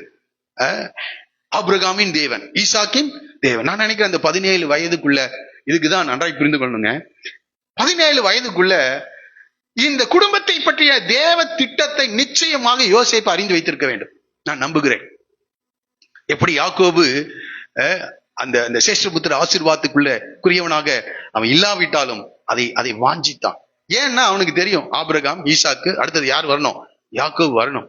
அப்போ தேவ திட்டத்தை, ஆபிரகாம் யாரு, எப்படி மகிமையின் தேவன் அவனுக்கு தரிசனமானார், எப்படி ஊர் என்ற கல்தேர் பண்டத்தை விட்டு அவர் வந்தாரு, எதற்காக இங்கே இவ்வளவு ஆஸ்திகள் இருந்த போதிலும் அவர் அந்நியரும் பரதேசியும் போல கூடாரங்களிலே அவர் தங்கி இருக்கிறார். தேவனுடைய திட்டம் ஆபிரகாமுடைய வாழ்க்கையில என்ன? ஆபிரகாமுடைய வாழ்க்கையில 100 வயதிலே நடைபெற்ற அற்புதங்கள் என்ன? எல்லாத்தையும் யாரு அத்துபடி? ஏன்னா நிச்சயமாக அந்த விசுவாசத்தை காத்துக் கொள்வதுனா சாதாரண காரியம் இல்லை. நமக்கு வேதம் இருக்கிறது, நமக்கு வேதத்தை கொடுத்து அவன் படிக்கிறது இல்லை, விசுவாசத்துல வளர்றது இல்லை. அவங்க நிச்சயமா நான் நம்புறேன், ஆபிரகாமுக்கு மகிமையின் தேவன் தரிசனமானதுல இருந்து, ஆபிரகாமுக்கு 100வது வயதிலே பிள்ளை பிறந்ததுல இருந்து, ஈசாக்கை பலிபீடத்துல ஒப்பு கொடுக்கும் போது அங்கே ஆட்டுக்குட்டியை கர்த்தர் காண்பித்தது காரியங்கள், யாக்கோபுடைய வாழ்க்கை, ஈசாக்குடைய வாழ்க்கை, எல்லாவற்றையும் யாருக்கு தெரியும்? இந்த யோசேப்புக்கு தெரியும். அதையவே தியானித்துக் கொண்டு இருந்திருப்பார். அவ்வளவுதான் உங்களுக்கு பைபிள சிருஷ்டிப்பின் காரியங்கள் தெரியும். 1-12 தெரியும். தேவன் தான் இதெல்லாம் உருவாக்கினார் என்று தெரியும். நன்றாய் புரிந்து இப்படி அந்த வார்த்தைகளையே அசை போட்டுக் கொண்டிருந்திருப்பார். தேவனுடைய திட்டங்கள், தேவனுடைய தீர்மானங்கள். ஆக விசுவாசத்திலே அவன் காணப்படுறான். இப்போ இந்த வீட்டுல இந்த தெய்வீக குணாதிசயங்களை வெளிப்படுத்துகிறான். நன்றாய் புரிந்து கொள்ளுங்கள். நீங்கள் செய்கிற வேலை செய்கிற இடங்களிலே நீங்கள் தேவனுடைய ஸ்தானாதிபதிகளாக காணப்படுகிறீர்கள். கர்த்தர் சும்மா உங்களை கொண்டு போய் படிக்கிற இடத்துல வைக்கல. உங்களுடைய நீங்கள் வசிக்கின்ற இடத்துல கர்த்தர் உங்களை வைக்கவில்லை. நீங்கள் வேலை செய்கிற இடத்துல கர்த்தர் உங்களை வைக்கல. நீங்கள் தேவனை வெளிப்படுத்த வேண்டியவர்களா இருக்கிறீர்கள். பாருங்க, அந்த அந்த அந்த அந்த மனிதன் பாருங்க, கர்த்தர் அவனோட கூட இருக்கிறார் என்றும் அவன் எஜமான் கண்டு என்று சொல்லப்படும். அப்ப கர்த்தர் இருக்கிறார்னு எதை பார்த்துட்டு அப்படியே அவனுடைய ஆவிக்குரிய கண்கள் திறந்து அப்படியே ஒரு பிரகாசம் யோசேப்பின் மேல் இருக்கிறத பார்த்திருப்பாரா? அப்படிலாம் இல்லைங்க. அந்த தெய்வீக குணாதிசயங்கள், தேவனுடைய கிரியைகள் அவன் பார்த்து கர்த்தர் அவனோடு கூட இருக்கிறாரு அப்படின்றத அவன் கண்டு. அடுத்தது, சரி, இந்த தெய்வீக குணாதிசயங்கள் மாத்திரம் அவன் வெளிப்படுத்தல. அடுத்த வார்த்தை சொல்லு, கர்த்தர் யோசேப்போட இருந்தார், அவன் காரிய சித்தி உடையவனாக மாறினான். அப்படிதானே போட்டிருக்கு. அவன் காரிய சித்தி உள்ளவனானான் என்று சொல்லப்பட்டிருக்கு. காரிய சித்தி உள்ளவன் அப்படின்னா என்ன அர்த்தம்? அவனுக்கு கொடுக்கப்பட்ட வேலையை திறம்பட செய்தான். திறம்பட, இந்த காலவில் உங்களுக்கு கொடுக்கப்பட்ட வேலைகளை திறம்பட நீங்கள் செயலாற்றுகிறவர்களாக நீங்கள் காணப்படுகிறீர்களா? ஆமா, திறமை உடையவர்களாக அவன் இருந்தான். திறமை உடையவர், திறமையை வளர்த்து கொள்ள வேண்டும். காரியங்களை, புதிதான காரியங்களை ஒவ்வொரு நாளும் நாம் கற்றுக்கொள்ள வேண்டியவர்களா இருக்கும். ஆண்டவரிடத்துல ஞானத்தை கேட்கணும். ஒருவன் ஞானத்தில் குறைவுள்ளவனா இருந்தால் சம்பூர்ணமாய் கொடுக்கிறவரும் ஒருவனையும் கடிந்து கொள்ளாதவருமாகிய தேவனிடத்தில் கேட்க கடவன். சாலமோன் கேட்டாரு. கர்த்தர் அவருக்கு கொடுத்தார். ஆமா, நீங்கள் கேளுங்கள் உங்களுக்கு கொடுக்கப்படும். அப்போ இவர் கேட்டிருப்பார்னு நினைக்கிறேன், ஆண்டவரே, ஒரு பெரிய கல்வி அறிவு உள்ள ஒரு தேசத்துக்கு வந்திருக்கேன், செழிப்பான ஒரு தேசத்துக்கு கடந்து வந்திருக்கேன், இந்த தேசத்துல எனக்கு ஞானத்தை தாங்கன்னு கேட்டிருப்பார்னு நினைக்கிறேன். இப்போ ஆண்டவர் காரிய சித்தி உள்ளவனானா நிச்சயமா அவனுக்கு ஞானம் இருக்கும், அறிவு இருக்கும். தன்னுடைய திறமைகளை அவன் வளர்த்து கொண்டிருப்பான். மற்றவங்க கிட்ட செய்கிற வேலைகளை பார்த்து அவன் அந்த காரியங்களை எல்லாம் என்ன செஞ்சிருக்கணும்? நாளுக்கு நாள் கற்றுக்கொண்டிருக்கணும். எல்லாமே கற்றுட்டா பிறந்திருக்கோம், நம்ம எல்லாம் தெரிஞ்சுட்டா பிறந்திருக்கோம்? இல்லையே இல்லையே. நம்ம பிறக்கும்போது நமக்கு ஒண்ணுமே தெரியாது. ஒவ்வொரு நாளும் பல காரியங்களை கற்றுக்கொள்ளுவோம். அப்ப கற்றுக்கொள்ளுதலே இவன் தீவிரமா இருந்திருக்கவன். காரிய சித்தி உள்ள ஒரே, நான் ஆரம்பத்துல என்ன நினைச்சேன்னா, இந்த ஆண்டவரிடத்துல ஜெபிக்கணும் ஞானத்துக்காக. அப்போ ஆண்டவர் அப்படியே ஒரு நாள் இந்த பைபிள் அப்படியே மண்டக்குள்ள என்ன செஞ்சிடும், அப்படியே டவுன்லோட் பண்ணிடுவாருன்னு நான் நினைச்சேன். உண்மையை அப்படிதான் நினைச்சேன். ஞானம் ஒரே நாள்ல ஞானம் வந்துடும் நினைச்சேன். அப்படிலாம் கிடையாது. ஆண்டவர் என்ன செய்யறாரு, இந்த பைபிளை வாங்குறதுக்கு பணம் கொடுப்பாரு. இந்த பைபிளை வாங்கி படிக்கிறதுக்கு சூழ்நிலையை என்ன செய்வார்? ஏற்படுத்தி கொடுப்பார். இந்த பைபிளை கற்றுக்கொள்ளுவதற்கு ஆசிரியர்களை ஏற்படுத்துவார். புரியுதுங்களா? இதெல்லாம் தான் ஆண்டவர் செய்ய முடியும். நான் தான் என்ன செஞ்சாகணும்? படிச்சாகணும். நன்றாய் புரியுதுங்க. நல்ல ஸ்கூல்ல உங்களை சேர்த்துவாங்க. அந்த இடத்துல ஒரு நல்ல ஆசிரியர், உங்களுடைய ஆர்வத்தை தூண்டக்கூடிய ஒரு ஆசிரியர் அந்த இடத்துக்கு வருவாரு. அந்த சப்ஜெக்ட் உங்களுக்கு என்ன இருக்கும்? இன்ஸ்பிரேஷன். சிலர் சொல்றதை கேட்க, நான் பெருசானா டீச்சர் மாதிரி, டீச்சர் தான் என்ன செய்யணும் ஆகணும். எப்பவே அவங்க டிசைட் பண்றாங்க, சின்ன வயசுலயே அவங்க எப்படின்னா அந்த டீச்சர் இன்ஸ்பிரேஷன் ஆயிடுறாங்க. அவங்களுக்கு ஏதோ ஒரு பாதிப்பை அவருடைய வாழ்க்கையில ஏற்படுத்தப்பட்டது. அப்ப இதெல்லாம் ஏற்படுத்துறதே யாரு? தேவன். சூழ்நிலைகள் நமக்கு வாய்ப்பை ஏற்படுத்தி வைக்கின்றார். படிப்பதற்கான வாய்ப்பை கற்றுக்கொள்ள நாம தான் என்ன செஞ்சாகணும்? அதை செய்ய வேண்டும். கற்றுக்கொள்வதற்கான நீங்க ஜெபம் பண்ணிட்டு போங்க ஒவ்வொரு நாள். ஆண்டவரே, இன்றைக்கு புதிய காரியத்தை நான் என்ன செய்யணும்? கற்றுக்கொள்ள வேண்டும். ஆமா, அப்ப புதிய காரியத்தை கற்றுக்கொள்வதற்கான சூழ்நிலையை தேவன் உருவாக்குவார். நீங்க கற்றுக்கொண்டுட்டு கர்த்தரை ஸ்தோத்திரம் பண்ணணும். இதை கற்றுக்கொள்ள கர்த்தர் தான் என்ன செய்தார், வைத்தார். நான் ஒவ்வொரு புதிதாக காரியங்களை கற்றுக்கொள்ளும் போது ஆண்டவரை ஸ்தோத்திரம் பண்ணுவேன். ஒரே சொல்லுவோமா? ஒவ்வொரு சத்தியத்தையும் நான் கற்றுக்கொள்ளும் போது நான் கர்த்தரை ஸ்தோத்திரம். இன்றைக்கு என் கண்களை திறந்ததற்காக ஸ்தோத்திரம். இன்றைக்கு இந்த புதிய சத்தியத்தை புரிந்து கொள்ள வைத்ததற்காக ஸ்தோத்திரம். இந்த வாரம் முழுவதும் எனக்கு ரொம்ப பெரிய என்னுடைய ஆராய்ச்சியில என்னுடைய கற்றுக்கொள்ளுதல் பெரிய ஒரு கண்டுபிடிப்பு என்னன்னா, இந்த 38க்கும் 39க்கும் ரொம்ப உறவு இருக்கிறது என்று கற்றுக் கொடுத்தார். அது என்னுடைய வாழ்க்கையில பெரிய பிரியாணியை சாப்பிட்டதை விட சந்தோஷத்தை உண்டாக்கினது. புரியுதா புரியலையா நான் சொல்றது? இதுவரைக்கும் நான் கேள்விப்படவே இல்லை. யூதாவுக்கும் யோசேப்புக்கும் உள்ள டிஃபரன்ஸ கர்த்தர் எழுதி வைத்திருக்கிறார். அதனாலதான் அந்த 37க்கு நடுவில் எதை கொண்டு வர்றாரு, 38 கொண்டு வந்துட்டு அதுக்கப்புறம் 39 கொண்டு வர்றார். தன்னுடைய மன விருப்பத்தின்படி காரியங்களை செய்து கொள்கிறவனும் தேவ திட்டத்துக்கு தன்னை அர்ப்பணிக்கப்பட்டவருடைய வாழ்க்கையில காணப்படுகிற வித்தியாசத்தை இந்த 2 அதிகாரங்கள் எழுதி வைத்திருக்கிறார் என்ற சத்தியத்தை தேவன் எனக்கு வெளிப்படுத்தினாரா, என்னால அமைதியாவே இருக்க முடியல. அமைதியாவே இந்த பெரிய சத்தியம் என்னுடைய இருதயத்தில் மிகப்பெரிய சந்தோஷத்தை, மகிழ்ச்சியை, உணர்வை வெளிப்படுத்தினது. அல்லேலூயா சொல்லுவோமா? ஆமா, உங்களுக்கு எல்லாம் வந்துச்சா? இப்போ நான் சொன்ன பிறகாவது யாருக்காவது ஏற்பட்டுச்சா? பெரிய கண்டுபிடிப்பாக எனக்கு காணுது. ஒவ்வொரு சத்தியத்தை நான் புரிந்து கொள்ளும் போது நான் கர்த்தரை ஸ்தோத்திரிப்பேன். ஆண்டவரே, என் கண்களை திறந்ததற்காக ஸ்தோத்திரம். இந்த வேத புத்தகத்துக்காக நான் கர்த்தரை ஸ்தோத்திரம் பண்றேன். Price the Lord. இது என் மன மகிழ்ச்சியாய் இராமல் போயிருக்கும் என்றால் என் துக்க நாட்களிலே நான் அழிந்து போயிருப்பேன். உங்களுக்கு எது சந்தோஷத்தை கொடுத்ததுன்னு தெரியல, எனக்கு இந்த வேத புத்தகம் தான் சந்தோஷத்தை கொடுத்தது. Price the Lord. ஆமா, ஆகவே இதை படிச்சு பாருங்க. புதிய புதிய சத்தியங்களை கேட்க தீவிரமாயிருங்கள். ஆமா, அதுக்காக வேற எதையாவது கேட்டுறாதீங்க. சத்தியம் உண்மைகளை கற்றுக்கொள்ளும் போது, அதனால்தான் சங்கீதக்காரன் சொல்ற, நம்முடைய சத்தியத்தை நான் கற்றுக்கொள்ளும் போது செம்மையான இருதயத்திலிருந்து நான் உண்மை துதிப்பேன் என்று சொல்லுகிறார். ஒரு சொல்லுவோமா? ஆமா, கர்த்தருடைய சத்தியங்கள் உண்மைகளை நாம் புரிந்து கொள்ளும் போது செம்மையான இருதயத்துல நாம் கர்த்தரை ஸ்தோத்திரிக்க கடமை. நான் கர்த்தரை ஸ்தோத்திரம் பண்ணேன். ஆண்டவரே, இந்த சத்தியம் இவ்வளவு நாள் தெரியாம இருந்த இந்த சத்தியத்தை எனக்கு வெளிப்படுத்தினதுக்காக உமக்கு ஸ்தோத்திரம்னு சொல்லிட்டு இன்னும் நிறைய கத்து கொடுங்க ஆண்டவரே என்று கேட்டிருக்கிறேன். இன்னும் நிறைய கத்து கொடுங்க. ஏனென்றால் வேதத்தின் மகத்துவங்களை, அதிசயங்களை பார்க்கும்படி என் கண்களை என்ன செய்யும், திறந்தருளும் என்று கேட்கிறான். இதை இன்னும் சொல்ல நம்ம அறிந்திராத அநேக அதிசயங்கள் இந்த வேதத்துல என்ன செய்து இருக்கிறதுங்க. ஆண்டவர் அதை திறப்பார் என்றால், அதை காண்பித்து கொடுப்பார் என்றால் நிச்சயமாக நமக்கும் பிரயோஜனம், மற்றவர்களுக்கும் பிரயோஜனம். சரி, இருக்கட்டும்.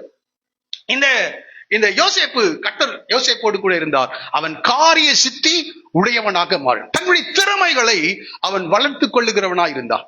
இப்ப நிறைய பேர் என்ன செய்யறோம்னா, நம்முடைய திறமைகளை வளர்த்துக் கொள்வதில்லை. ஆனால் நாம யோசேப்பு திறமைகளை வளர்த்து கொண்டான். அது மாத்திரமல்ல, அவனுக்கு கொடுக்கப்பட்ட பொறுப்புகளிலே அவன் உண்மை உள்ளவனாக இருந்தான். ஃபெய்த்ஃபுல் மேனா இருந்தான். உண்மை உள்ள மனிதனா இருந்தான்.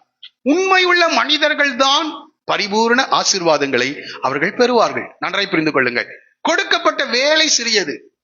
அவன் பெரிய அதிகாரியாக எல்லாம் அவனை உருவாக்கல, வைக்கல.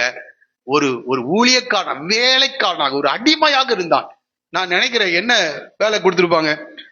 ஃபர்ஸ்ட் எடுத்தோடனே எல்லா கம்பெனிலும் என்ன ஒரு அடிமைன்னு என்ன கிளீன் பண்ற வேலை தான் என்ன செஞ்சிருப்பாங்க, கொடுத்துருப்பாங்க. நான் நினைக்கிறேன் அது வரைக்கும் போத்திபாருடைய வீடு எல்லாம் டிஸ்அரேஞ்சா இருந்திருக்கும்.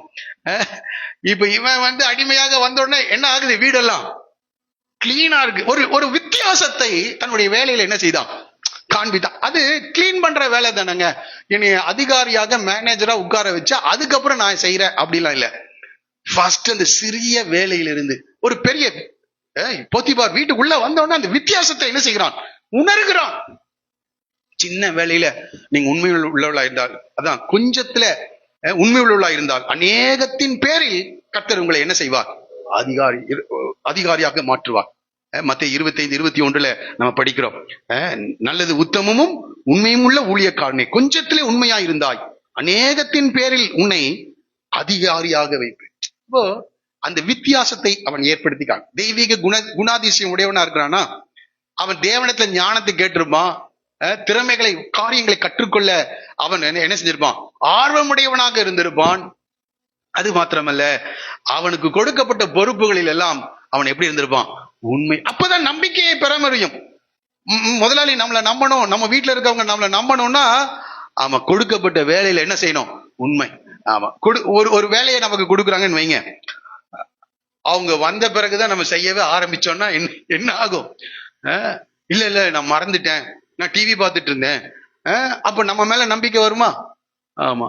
அப்ப அவன் போன பிறகு கூட போன் பண்ணி சொல்லுவான், நீ மறந்துருப்பேன்னு எனக்கு தெரியும், அதனால என்ன செஞ்சிருக்கேன் நானு.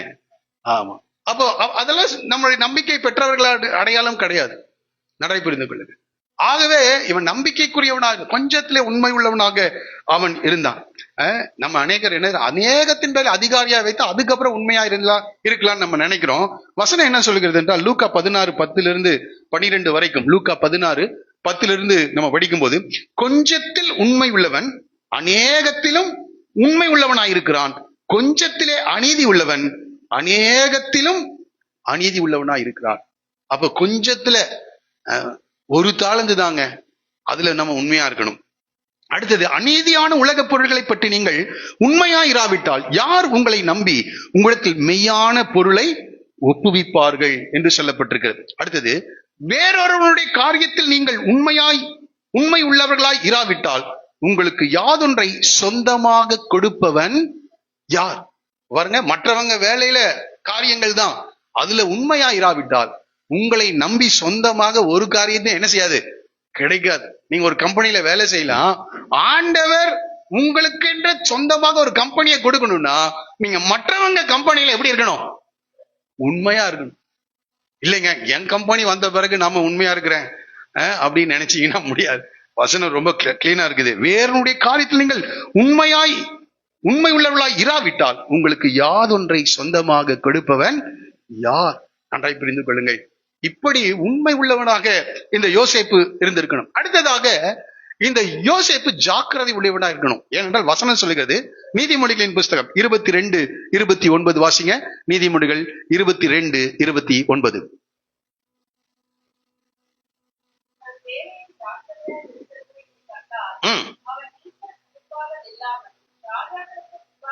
ராஜாக்களுக்கு முன்பாக, இப்ப இவன் எங்க போய் நிக்கிறான்? ராஜாக்களுக்கு முன்பாக நிற்கிறான். அப்போ இவன் தன் வேளையில் எப்படி இருந்திருப்பான்? ஜாக்கிரதை உடையவனாக இருந்திருப்பான். நன்றாய் புரிந்துங்கள். யோசேப்பு உயர்த்தப்பட்டது போல நம்முடைய சபையில் இருக்கிற எல்லாரும் என்ன செஞ்சாகணும்? உயரணும். ஆமா, இந்த மாவட்டத்துல இந்த தேசத்திலே உயரணும் அப்படின்னு நான் விரும்புறேன். அப்படித்தானே? நீங்க எவ்வளவு பேர் விரும்புறீங்க? ஆமா ஆமா. டெய்லர்ஸ்னா இங்க நிறைய பேர் இருக்கீங்க, அதனால சொல்றேன், இவங்க கிட்ட தாங்க தைக்கணும், இவர் தாங்க கட் பண்ணணும்னு என்ன செய்யணும்? வந்து லைன் கட்டி நிக்கணும். ஆமா ஆமா. அந்த அளவுக்கு உங்களுடைய திறமைகளை நீங்கள் வளர்த்து கொள்ள வேண்டும். எந்த ஒரு டீச்சரா இருந்தாலும் சரி, நீங்கள் எந்த தொழிலை நீங்கள் செய்கிறவர்களா இருந்தாலும் சரி. ஆமா, இந்த கோயம்புத்தூர்லயே பெனியல் கிறிஸ்டியன் மிஷன் விசுவாசிகள் தான் சிறந்தவர்கள் என்று சொல்லணும். Price the Lord. ஆமா, நீங்க விரும்புங்க ஃபர்ஸ்ட். ஆமா, நீங்க விரும்புங்க. அப்படி விரும்புனீங்கன்னா நிச்சயமாக கர்த்தர் அப்படி உங்களை உயர்த்துவார். நான் விரும்புகிறேன், நான் அப்படி விரும்புறேன். வேதத்துல இன்னும் தெரியினவனாக நான் என்ன செய்யணும்? மாறணும் நான் விரும்புறேன். அதே போல் நீங்க ஒவ்வொருவரும், நீங்கள் சின்ன வேலையா இருக்கலாம், அதுல நீங்க எக்ஸலன்சியா மாறணும் நீங்க விரும்புங்க. கர்த்தர் அப்படி செய்வார். தன் வேலையில் ஜாக்கிரதை உள்ளவனாய் நீ கண்டால் அவன் நீசனுக்கு முன்பாக நில்லாமல் எப்படி நிற்பான்? ராஜாக்களுக்கு முன்பாக அவன் நிற்கின்றவனாக இருப்பான். ராஜாக்களுக்கு. அப்போ இவன் ஜாக்கிரதை உடையவனா இருக்கிறான். இன்னொரு வசனம் நீதிமொழிகள் 12:24, நீதிமொழிகள் 12:24, ஜாக்கிரதை உள்ளவருடைய கை ஆளுகை செய்யும், சோம்பேறியோ பகுதி கட்டுகிறவனா இருப்பானா. பகுதி கட்டுனா வேலைக்காரனா இருப்பான். நீ வேலைக்காரனா செய்ய ஆரம்பத்துல ஜாயின் பண்ணலாம், ஆனா நீ அதிகாரியாக மாறணும். நன்றாய் புரிந்து கொள்ள. இன்னைக்கு நிறைய பேரு சர்வீஸ் ஆரம்பிக்கிறதுல இருந்து ரிட்டையர்மெண்ட் வரைக்கும் எதுலயே இருக்கான். புரியுதா புரியலீங்களா? வேலைக்காரர்களாகவே இருக்கிறாங்க. அப்படி இருக்க கூடாது. ஆமா, ஜாக்கிரதையுடைய கை என்ன செய்யும்? ஆளுகை செய்யும், சோம்பேறியோ பகுதி கட்டுகிறவனா. இங்க இருக்கிற எல்லாரும் ஆரம்பத்துல ஊழியக்காரராக வேலைக்காரராக போய் ஒரு நிறுவனத்தை நீங்க சேரலாம். ஆனால் நீங்க அந்த நிறுவனத்தை விட்டு வரும்போது ஒண்ணு நீங்க சொந்தமா நிறுவனத்தை ஆரம்பிக்கிற மாதிரி வரணும், அப்படி இல்லைன்னா அந்த நிறுவனத்துல 2வது ஆளா வரணும். இல்லைங்க நாங்க போய் சேர்ந்த வேலையே இதுதாங்க, அப்புறம் எப்படி எங்களுக்கு ப்ரமோஷன் கிடைக்கும்? அதெல்லாம் கர்த்தரால் முடியும். நீங்கள் உங்களுடைய வேலையில் உண்மையுள்ளவர்களாக இருப்பீர்கள் என்றால், இப்படி யோசேப்பு இருந்தது போல நம்ம ஜாக்கிரதை உடையவர்களாக இருப்போம் என்றால் நிச்சயமாக படிப்படியாய் தேவன் உங்களை என்ன செய்வார்? உயர்த்துவார். நான் விசுவாசிக்கிறேன். ஆமா ஆமா, விசுவாசிக்கிறீங்களா நீங்க? நிச்சயம் நம்முடைய பிள்ளைகளுக்கு இதை சொல்லி கொடுத்துட்டே இருக்கணும். ஆமா, ஏன்னா யூதர்கள் இப்படிதான் தங்களுடைய பிள்ளைகளுக்கு இதெல்லாம் எஜுகேட் பண்ணிட்டே என்ன செய்வாங்க, நீதிமொழிகள் புத்தகத்தை கற்றுக் கொடுத்துட்டே இருப்பாங்க.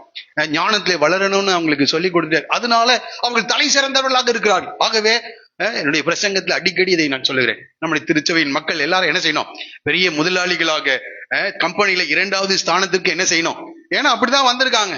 பாபிலோன் தேசத்துல கொண்டு போகப்பட்ட தானியேல் 2வது ஸ்தானத்துல வந்தான். சாத்ராக், மேஷாக், அனனியா, மிஷாவேல், அசரியா போன்றோர் அந்த பாபிலோன் மாகாணத்திலே உயர்ந்த அதிகாரிகளாக மாற்றப்பட்டிருக்கிறார். அப்போ நம்முடைய துறைகளிலே ஒண்ணு முதல் ஸ்தானத்துல இருக்கணும். அப்படி இல்லைன்னா எந்த ஸ்தானத்துல, இரண்டாவது ஸ்தானத்திலேயாவது நீங்க வந்து நிக்கணும். ஆமா, இன்னும் ஒரு 10 வருஷம் டைம் உங்களுக்கு, புரியுதா?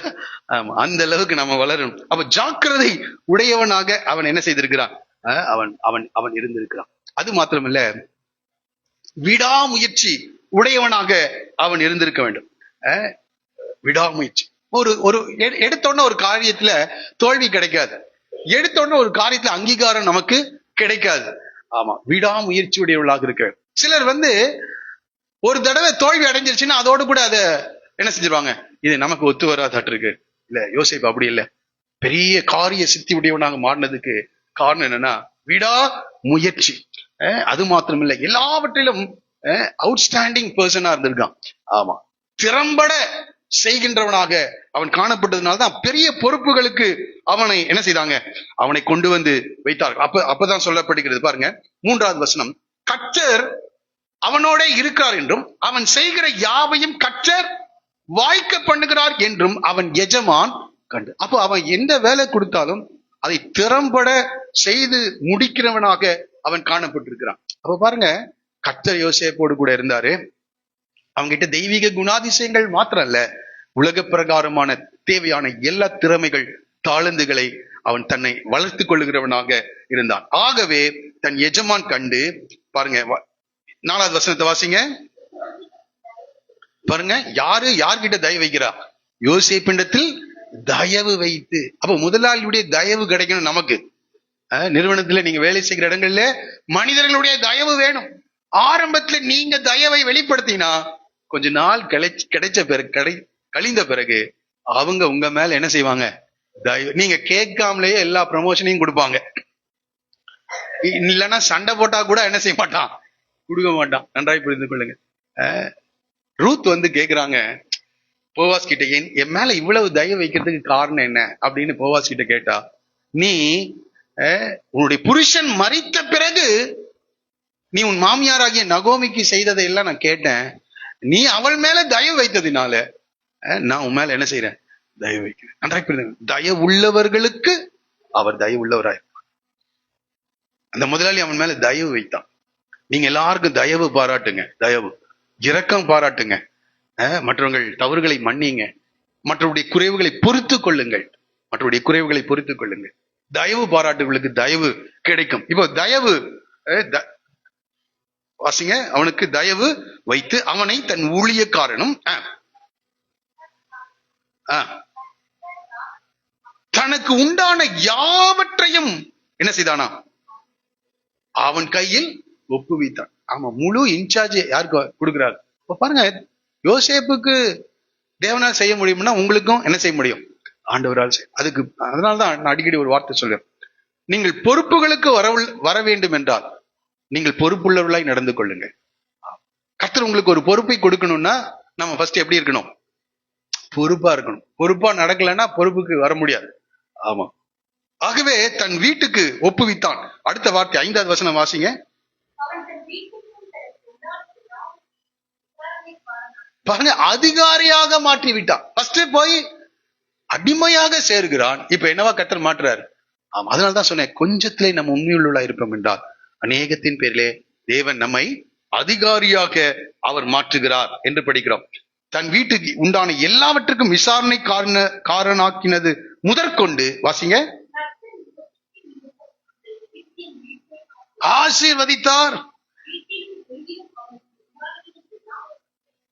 கர்த்தருடைய ஆசீர்வாதம் இருந்தது. எப்படி பாருங்க, இவன் ப்ரமோஷன் கொடுத்த உடனே ஒவ்வொரு பதவி உயர்வு கிடைக்கும் போதெல்லாம் கர்த்தர் இந்த போத்திபாருடைய வீட்டை என்ன செஞ்சுட்டே இருக்கிறாரு, ஆசீர்வதித்து கொண்டே இருக்கிறார். நான் இதை இப்படி யோசித்து பார்த்தேன், நான் நினைக்கிறேன் இந்த போத்திபார் அவன் ஒரு பார்வோனுக்கு பாதுகாப்பு பணியில அவன் காணப்பட்டிருக்கான், பாதுகாப்பு அதிகாரியாக காணப்பட்டிருக்கான். அப்ப வீட்டுல இருக்கிற காரியங்கள் அவன் அந்த தேசத்தின் பாதுகாப்பு காரியங்கள் பல அலுவல்கள் இருந்திருக்கும். அவன் பெரிய அரண்மனை, அது சாதாரண அல்ல. இப்ப பாருங்க, நம்முடைய பாதுகாப்பு அமைச்சர் இருக்கிறாருன்னு எடுத்துக்கொள்ளுங்கள். நம்முடைய பாதுகாப்பு அமைச்சர், மத்திய பாதுகாப்பு அமைச்சர். அப்ப அவருடைய வீடு இருக்கும். அப்ப அவரே அலுவல் வேலை காரியங்களை அவரே பார்த்துட்டு வீட்டு காரியங்களை அவரே பார்த்துருந்தாரு என்ன ஆகும்? ஏதாவது ஒண்ணுதான் என்ன செய்ய முடியும், பார்க்கணும். இப்போ நான் நினைக்கிறேன் இந்த வீட்டு காரியங்கள் முழுவதும் யார் பார்த்துக்கிட்டா? யோசேப். இப்ப முழு கவனத்தையும் அவர் எங்க செலவு செய்யறாரு? அவருடைய வேலைக்கார். உடனே பார்வன் பார்த்து அவருக்கு கொஞ்சம் இன்கிரிமெண்ட் என்ன செஞ்சிருப்பாரு? கொடுத்திருப்பார். அப்போ அவருக்கு புரிஞ்சிருக்கும், இதெல்லாம் யாருனால வந்தது? இது வரைக்கும் எல்லா பிரச்சனையும் நானே, தண்ணி வரலன்னாலும் நான் தான் பார்த்தேன், பல்பு எரியலன்னாலும் நான் தான் பார்த்தேன், சமையல்கா எல்லாம் நான் தான் பார்த்துட்டு இருந்தேன். இப்ப அதனால என்னுடைய வேலையில கான்சென்ட்ரேட் பண்ண முடியல. இப்ப யோசேப்பு முழுவதிலும் அவன் தன்னுடைய காரியங்களை பொறுப்பாக கவனிக்கிறான். இப்ப அவர் தன்னுடைய வேலையில இருக்கும்போது பார்வன் பார்த்து அவருக்கு கொஞ்சம் இன்கிரிமெண்ட், அவருக்கு கொஞ்சம் அலவன்ஸ் எல்லாம் கூட்டி கொடுத்திருப்பாரு. இப்ப பாருங்க, யோசேப்பு உள்ள அந்த வித்தியாசத்தை இந்த போத்திபார் பார்க்கிறான். கர்த்தர் யோசேப்போடு கூட இருக்கிறார். கர்த்தர் யோசேப்பு நிமித்தம் அந்த எகிப்தின் வீட்டை ஆசீர்வதித்தார் என்று சொல்லப்பட்டிருக்கிறது. வீட்டிலும் வெளியிலும் அவனுக்கு உண்டானவர்கள் எல்லாவற்றிலும் அவனுடைய கர்த்தருடைய வெளியிலும் என்று சொல்லப்படுகிறது. அப்போ இவனுக்கு, இந்த போத்திபாருக்கு வயல்கள் இருந்திருக்கும், ஆடு மாடுகள் இருந்திருக்கு. ஏன்னா அன்றையெல்லாம் விவசாயத்தை சார்ந்ததாகவே காணப்படும். அப்போ வீட்டை மாத்திரம் இல்ல, அவனுடைய வயல் நிலங்கள், அவனுடைய மந்தைகள் எல்லாவற்றையும் பொறுப்பாக யோசேப்பு கவனிக்கிறவராக இருந்திருக்க வேண்டும். இன்னைக்கு கேட்கிறாரு ஞானே. இப்ப நானும் இதை யோசிச்சேன். இப்ப யோசேப்புக்கு என்னப்பா சம்பளம்? இப்போ யோசேப்புக்கு என்ன சம்பளம்? கொஞ்சம் சொல்லுங்களேன். யோசேப்புக்கு சம்பளம் இருக்கா? இல்ல. நம்மளா இருந்தா என்ன செய்வோம்? சம்பளம் இல்லைன்னா எதுக்குங்க அவனுக்கு வேலை செய்யணும்? அடிமை தானே. சோறு போடுறாங்க, சோறு போடுறதுக்கு அளவுக்கு வேலை செய்யலாம். ட்ரெஸ் எடுத்து கொடுக்கலாம், அதுக்கு அளவு வேலை செய்யலாம். இல்ல இவனா எல்லாத்தையும் பொறுப்பாக கவனிக்கிறான். எந்த சம்பளமும் இல்லை. நன்றாய் புரிந்து கொள்ளுங்கள். சில காலங்கள் தேவன் எந்த ஒரு நன்மையும் பிரதிபலனையும் பார்க்காமல் நம்மளை வேலை செய்ய வைப்பார். ஆனா அப்படி வைக்கிறாருன்னா மொத்தமா கொடுக்க போறான்னு அர்த்தம். பார்வோனுக்கு 2வது ஸ்தானாதிபதியா இருக்கும்போது யோசேப்புடைய சம்பளம் எப்படி இருக்குன்னு கொஞ்சம் யோசிச்சு பாருங்களேன். அந்த தேசத்தினுடைய எல்லா அதிகாரமும் உடையவனாக. அப்ப பாருங்க, இவன் அடிமையாகவே தான் இருக்கிறான். இன்றைக்கு அநேகர் என்ன நினைக்கிறான்னா, நமக்கு கொடுக்குற சம்பளத்துக்கு இந்த வேலை செஞ்சா போதுங்க. இல்லை பிரியமானே, அதான் பின்னாடி நான் அந்த வசனத்துக்கு வர்றேன். ஆனா இவனுக்கு எந்த சம்பளமும் இல்லைங்க. வீட்டு வேலை, வெளியே இருக்கிற காரியங்கள் பாருங்க, தன் வீட்டிலும் வெளியிலும் அவனுக்கு உண்டான எல்லாவற்றையும் அவன் கையில ஒப்பு கொடுத்துட்டான். ஆனா சம்பளம் இல்ல, சாப்பாடு துணிமணி தான் இருக்குது, தங்கறதுக்கு ஒரு இடம் இருக்கு, அவ்வளவுதான். உண்மை உள்ளவனாக இருந்தான். அப்போ இவன் சம்பளத்துக்காக வேலை செய்யல, தனக்கு கற்றுக் கொடுத்த பொறுப்புக்காக அவன் என்ன செஞ்சிருக்கான்?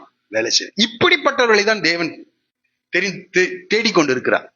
இப்படிப்பட்டவர்கள் தான். இந்த தாவீது கூட தகப்பனுடைய கொஞ்சம் ஆடுகளை ரொம்ப கவனமாக என்ன செய்தான்? அவன் மேய்த்தான். கொஞ்சம் ஆடுகள். ஒரு விஷயம், ஒரு சிங்கம் வந்துருச்சு, ஐயோ சிங்கம் வந்துருச்சுன்னு ஆடுகளை விட்டுட்டு அவன் என்ன செய்யல? ஓடல. அந்த சிங்கத்தை எதிர்கொண்டு அந்த சிங்கத்தை கொன்று சிங்கத்தின் வாயிலிருந்து ஆட்டை காப்பாற்றினான். அதனால்தான் அரசனாக கர்த்தர் அவனை உயர்த்தினான். நன்றாய் புரிந்து கொள்ளுங்க. இந்த ஆடு, ஒரு ஆடு போனா பரவாயில்ல அப்படின்னு விடல. இதையெல்லாம் தேவன் பார்க்கிறார். உங்களுடைய வேலை ஸ்தலங்களில நீங்க பதவி உயர்வையும் உங்களுடைய இன்கிரிமெண்ட்டையும் நீங்க கேட்கறது தப்புன்னு நான் சொல்லல. அவன் கொடுக்கறான் கொடுக்கல, அது 2வது காரியம். நாம உண்மையுள்ளவர்களா இருப்போம் என்றால் நம்முடைய உண்மையை பார்த்து தேவன் நம்மை ஆசீர்வதிக்கிறவராக இருக்கின்றார் என்று நான் சொல்ல விரும்புகிறேன். ஆகவே இந்த செய்தியினுடைய காரியத்துல படிக்கும்போது பாருங்க, ஆகையால் அடுத்த வசனம் சொல்கிறது, ஆகையால் அவன் தனக்கு உண்டானவைகள் எல்லாம் யோசேப்பின் கையில ஒப்பு கொடுத்து விட்டு தான் புசிக்கிற போஜனம் தவிர தன்னிடத்திலிருந்து மற்றொன்றையும் குறித்து விசாரியாது, எதையும் விசாரிக்கிறதே இல்லை. அப்போ எவ்வளவு நம்பிக்கைக்குரியவனாக யோசேப்பு மாறிட்டான் பாருங்க. போத்திபாருக்கு முழு நம்பிக்கைக்குரியவனாக மாறிவிட்டான். இந்த காலவெளியில நம்மளை யாராவது நம்புறாங்களா? கொஞ்சம் யோசிச்சு பாருங்க. உன்னுடைய பெற்றோர் உன்னை நம்புறாங்களா? நீ படிக்கின்ற இடத்துல ஆசிரியர்கள் உன்னை நம்புறாங்களா? அதிகாரிகள் உன்னை நம்புற அளவுக்கு நம்ம நடந்து கொண்டு இருக்கிறோமா? எல்லாவற்றுக்கு மேல தேவன் நம்மை நம்புறாரா? தேவன் நம்மை என்னை உண்மையுள்ளவன் என்று நம்பி தேவன் இந்த ஊழியத்தை என்னுடைய கையில ஒப்பு கொடுத்தார் என்று பவுல் சொல்கிறார். தேவன் என்னை நம்புகிற அளவுக்கு நான் வாழ்கிறேனா? குடும்பத்தார் நம்புகிற அளவுக்கு நான் வாழ்ந்து கொண்டிருக்கிறேனா? இது நம்ம கவனிக்க வேண்டிய ஒரு காரியம். அப்ப பாருங்க, எதை குறித்தும் அவன் விசாரியாதிருந்தான் என்று சொல்லப்பட்டிருக்கிறது. செய்தியை நான் நிறைவு செய்கிறேன். இது சில நடைமுறை சத்தியங்களை மாத்திரம் நான் சொல்லிவிட்டு நான் கடந்து செல்லும்படி நான் விரும்புகிறேன். முதலாவதாக நான் சொன்னதுதான், திரும்பி அதை ஞாபகப்படுத்தி நான் கடந்து செல்கிறேன். இந்த யோசேப்புடைய வாழ்க்கையில சொன்னா, யோசேப்பு உன்னுடைய வாழ்க்கை குறித்து ஒரு வசனத்துல நீ சொல்லுன்னு சொல்லியிருந்தா அவர் எந்த வசனத்தை சொல்லியிருப்பார்னா ஏசாயா 53:3 சொல்லியிருப்பார். ஏசாயா 53:3 வாசிங்க.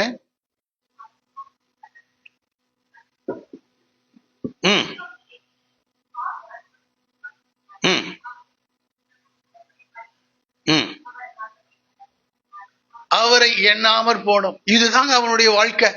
இயேசு கிறிஸ்துவை குறித்து சொன்ன அதே காரியம் இந்த வசனம் யாருக்கு பொருந்தும்? யோசேப்புக்கு பொருந்தும். அவர் அசட்டை பண்ணப்பட்டவர். சகோதரர்கள் எல்லாம் அவரை என்ன செஞ்சிட்டாங்க? அசட்டை, மனுஷரால் புறக்கணி. 20 வெள்ளிக்காசுக்கு அவர் வித்துட்டாங்க. பாடு, ஆனா எவ்வளவு பாடுகள். அவரை விட்டு நம்முடைய முகங்களை மறைத்து கொண்டு அவர் அசட்டை பண்ணப்பட்டிருந்தார். அவரை என்ன இப்ப சகோதரர்கள் எல்லாரும் மறந்தே விட்டுட்டாங்க. யார? யோசேப்பு. இதுதான் அவனுடைய வாழ்க்கை. சாட்சி சொன்னா எதைதான் சொல்லணும்? ஏசாயா 53:3 படிச்சுக்குங்க, அதுதாங்க என் வாழ்க்கை என்று சொல்லல அவரு. இதுதாங்க வாழ்க்கை. ஆனா அதுலயே நான் என்ன செய்யல? இல்ல, கர்த்தர் என்னோடு கூட இருந்தாரு. கர்த்தருக்குள் தன்னை என்னை நான் என்ன செய்தேன்? திடப்படுத்தி கொண்டேன். தெய்வீக குணாதிசயங்களால் நான் நிரப்பப்பட்டேன். என்னுடைய திறமைகளையும் தாளந்துகளையும் வளர்த்து கொண்டேன். எனக்கு கிடைத்த வாய்ப்புகளை சரியாய் பயன்படுத்தி கொண்டேன். இதெல்லாம் சொல்லுவார். நான் சொல்றது, எல்லா வாய்ப்புகளையும் சரியாய் நான் பயன்படுத்தி கொண்டேன். எல்லாவற்றுக்கும் மேல கர்த்தரை நான் அதிகமாய் தேடினேன் என்று சொல்லுகிறேன். புரியுதுங்களா நான் சொல்றது? ஆகவே நமக்கு இருக்கிற பிரச்சனைகள் இருக்கலாம்.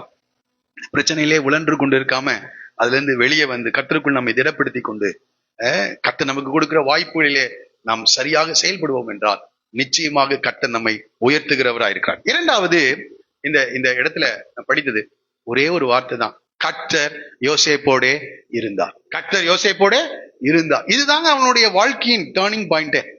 இந்த காலையில கர்த்தர் உன்னோடு கூட இருக்கிறாரா செக் பண்ணிட்டே இருங்க. நான் இதுக்காக 5 வசனங்களை மாத்திரம் எடுத்துக்கொண்டு வந்தேன்.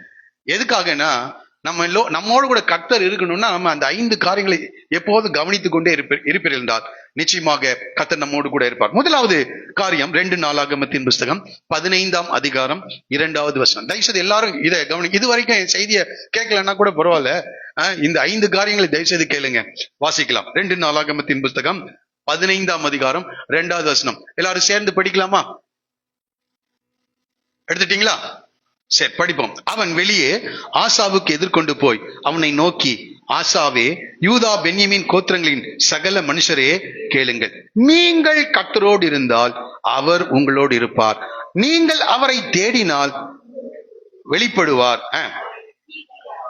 அவர் உங்களை விட்டு விடுவார். அப்ப ஃபர்ஸ்ட் கர்த்தர் நம்மோடு கூட இருக்க வேண்டும் என்றால் நாம தான். நீங்கள் அவரோடு இருந்தால் அவர் உங்களோடு கூட இருப்பார்.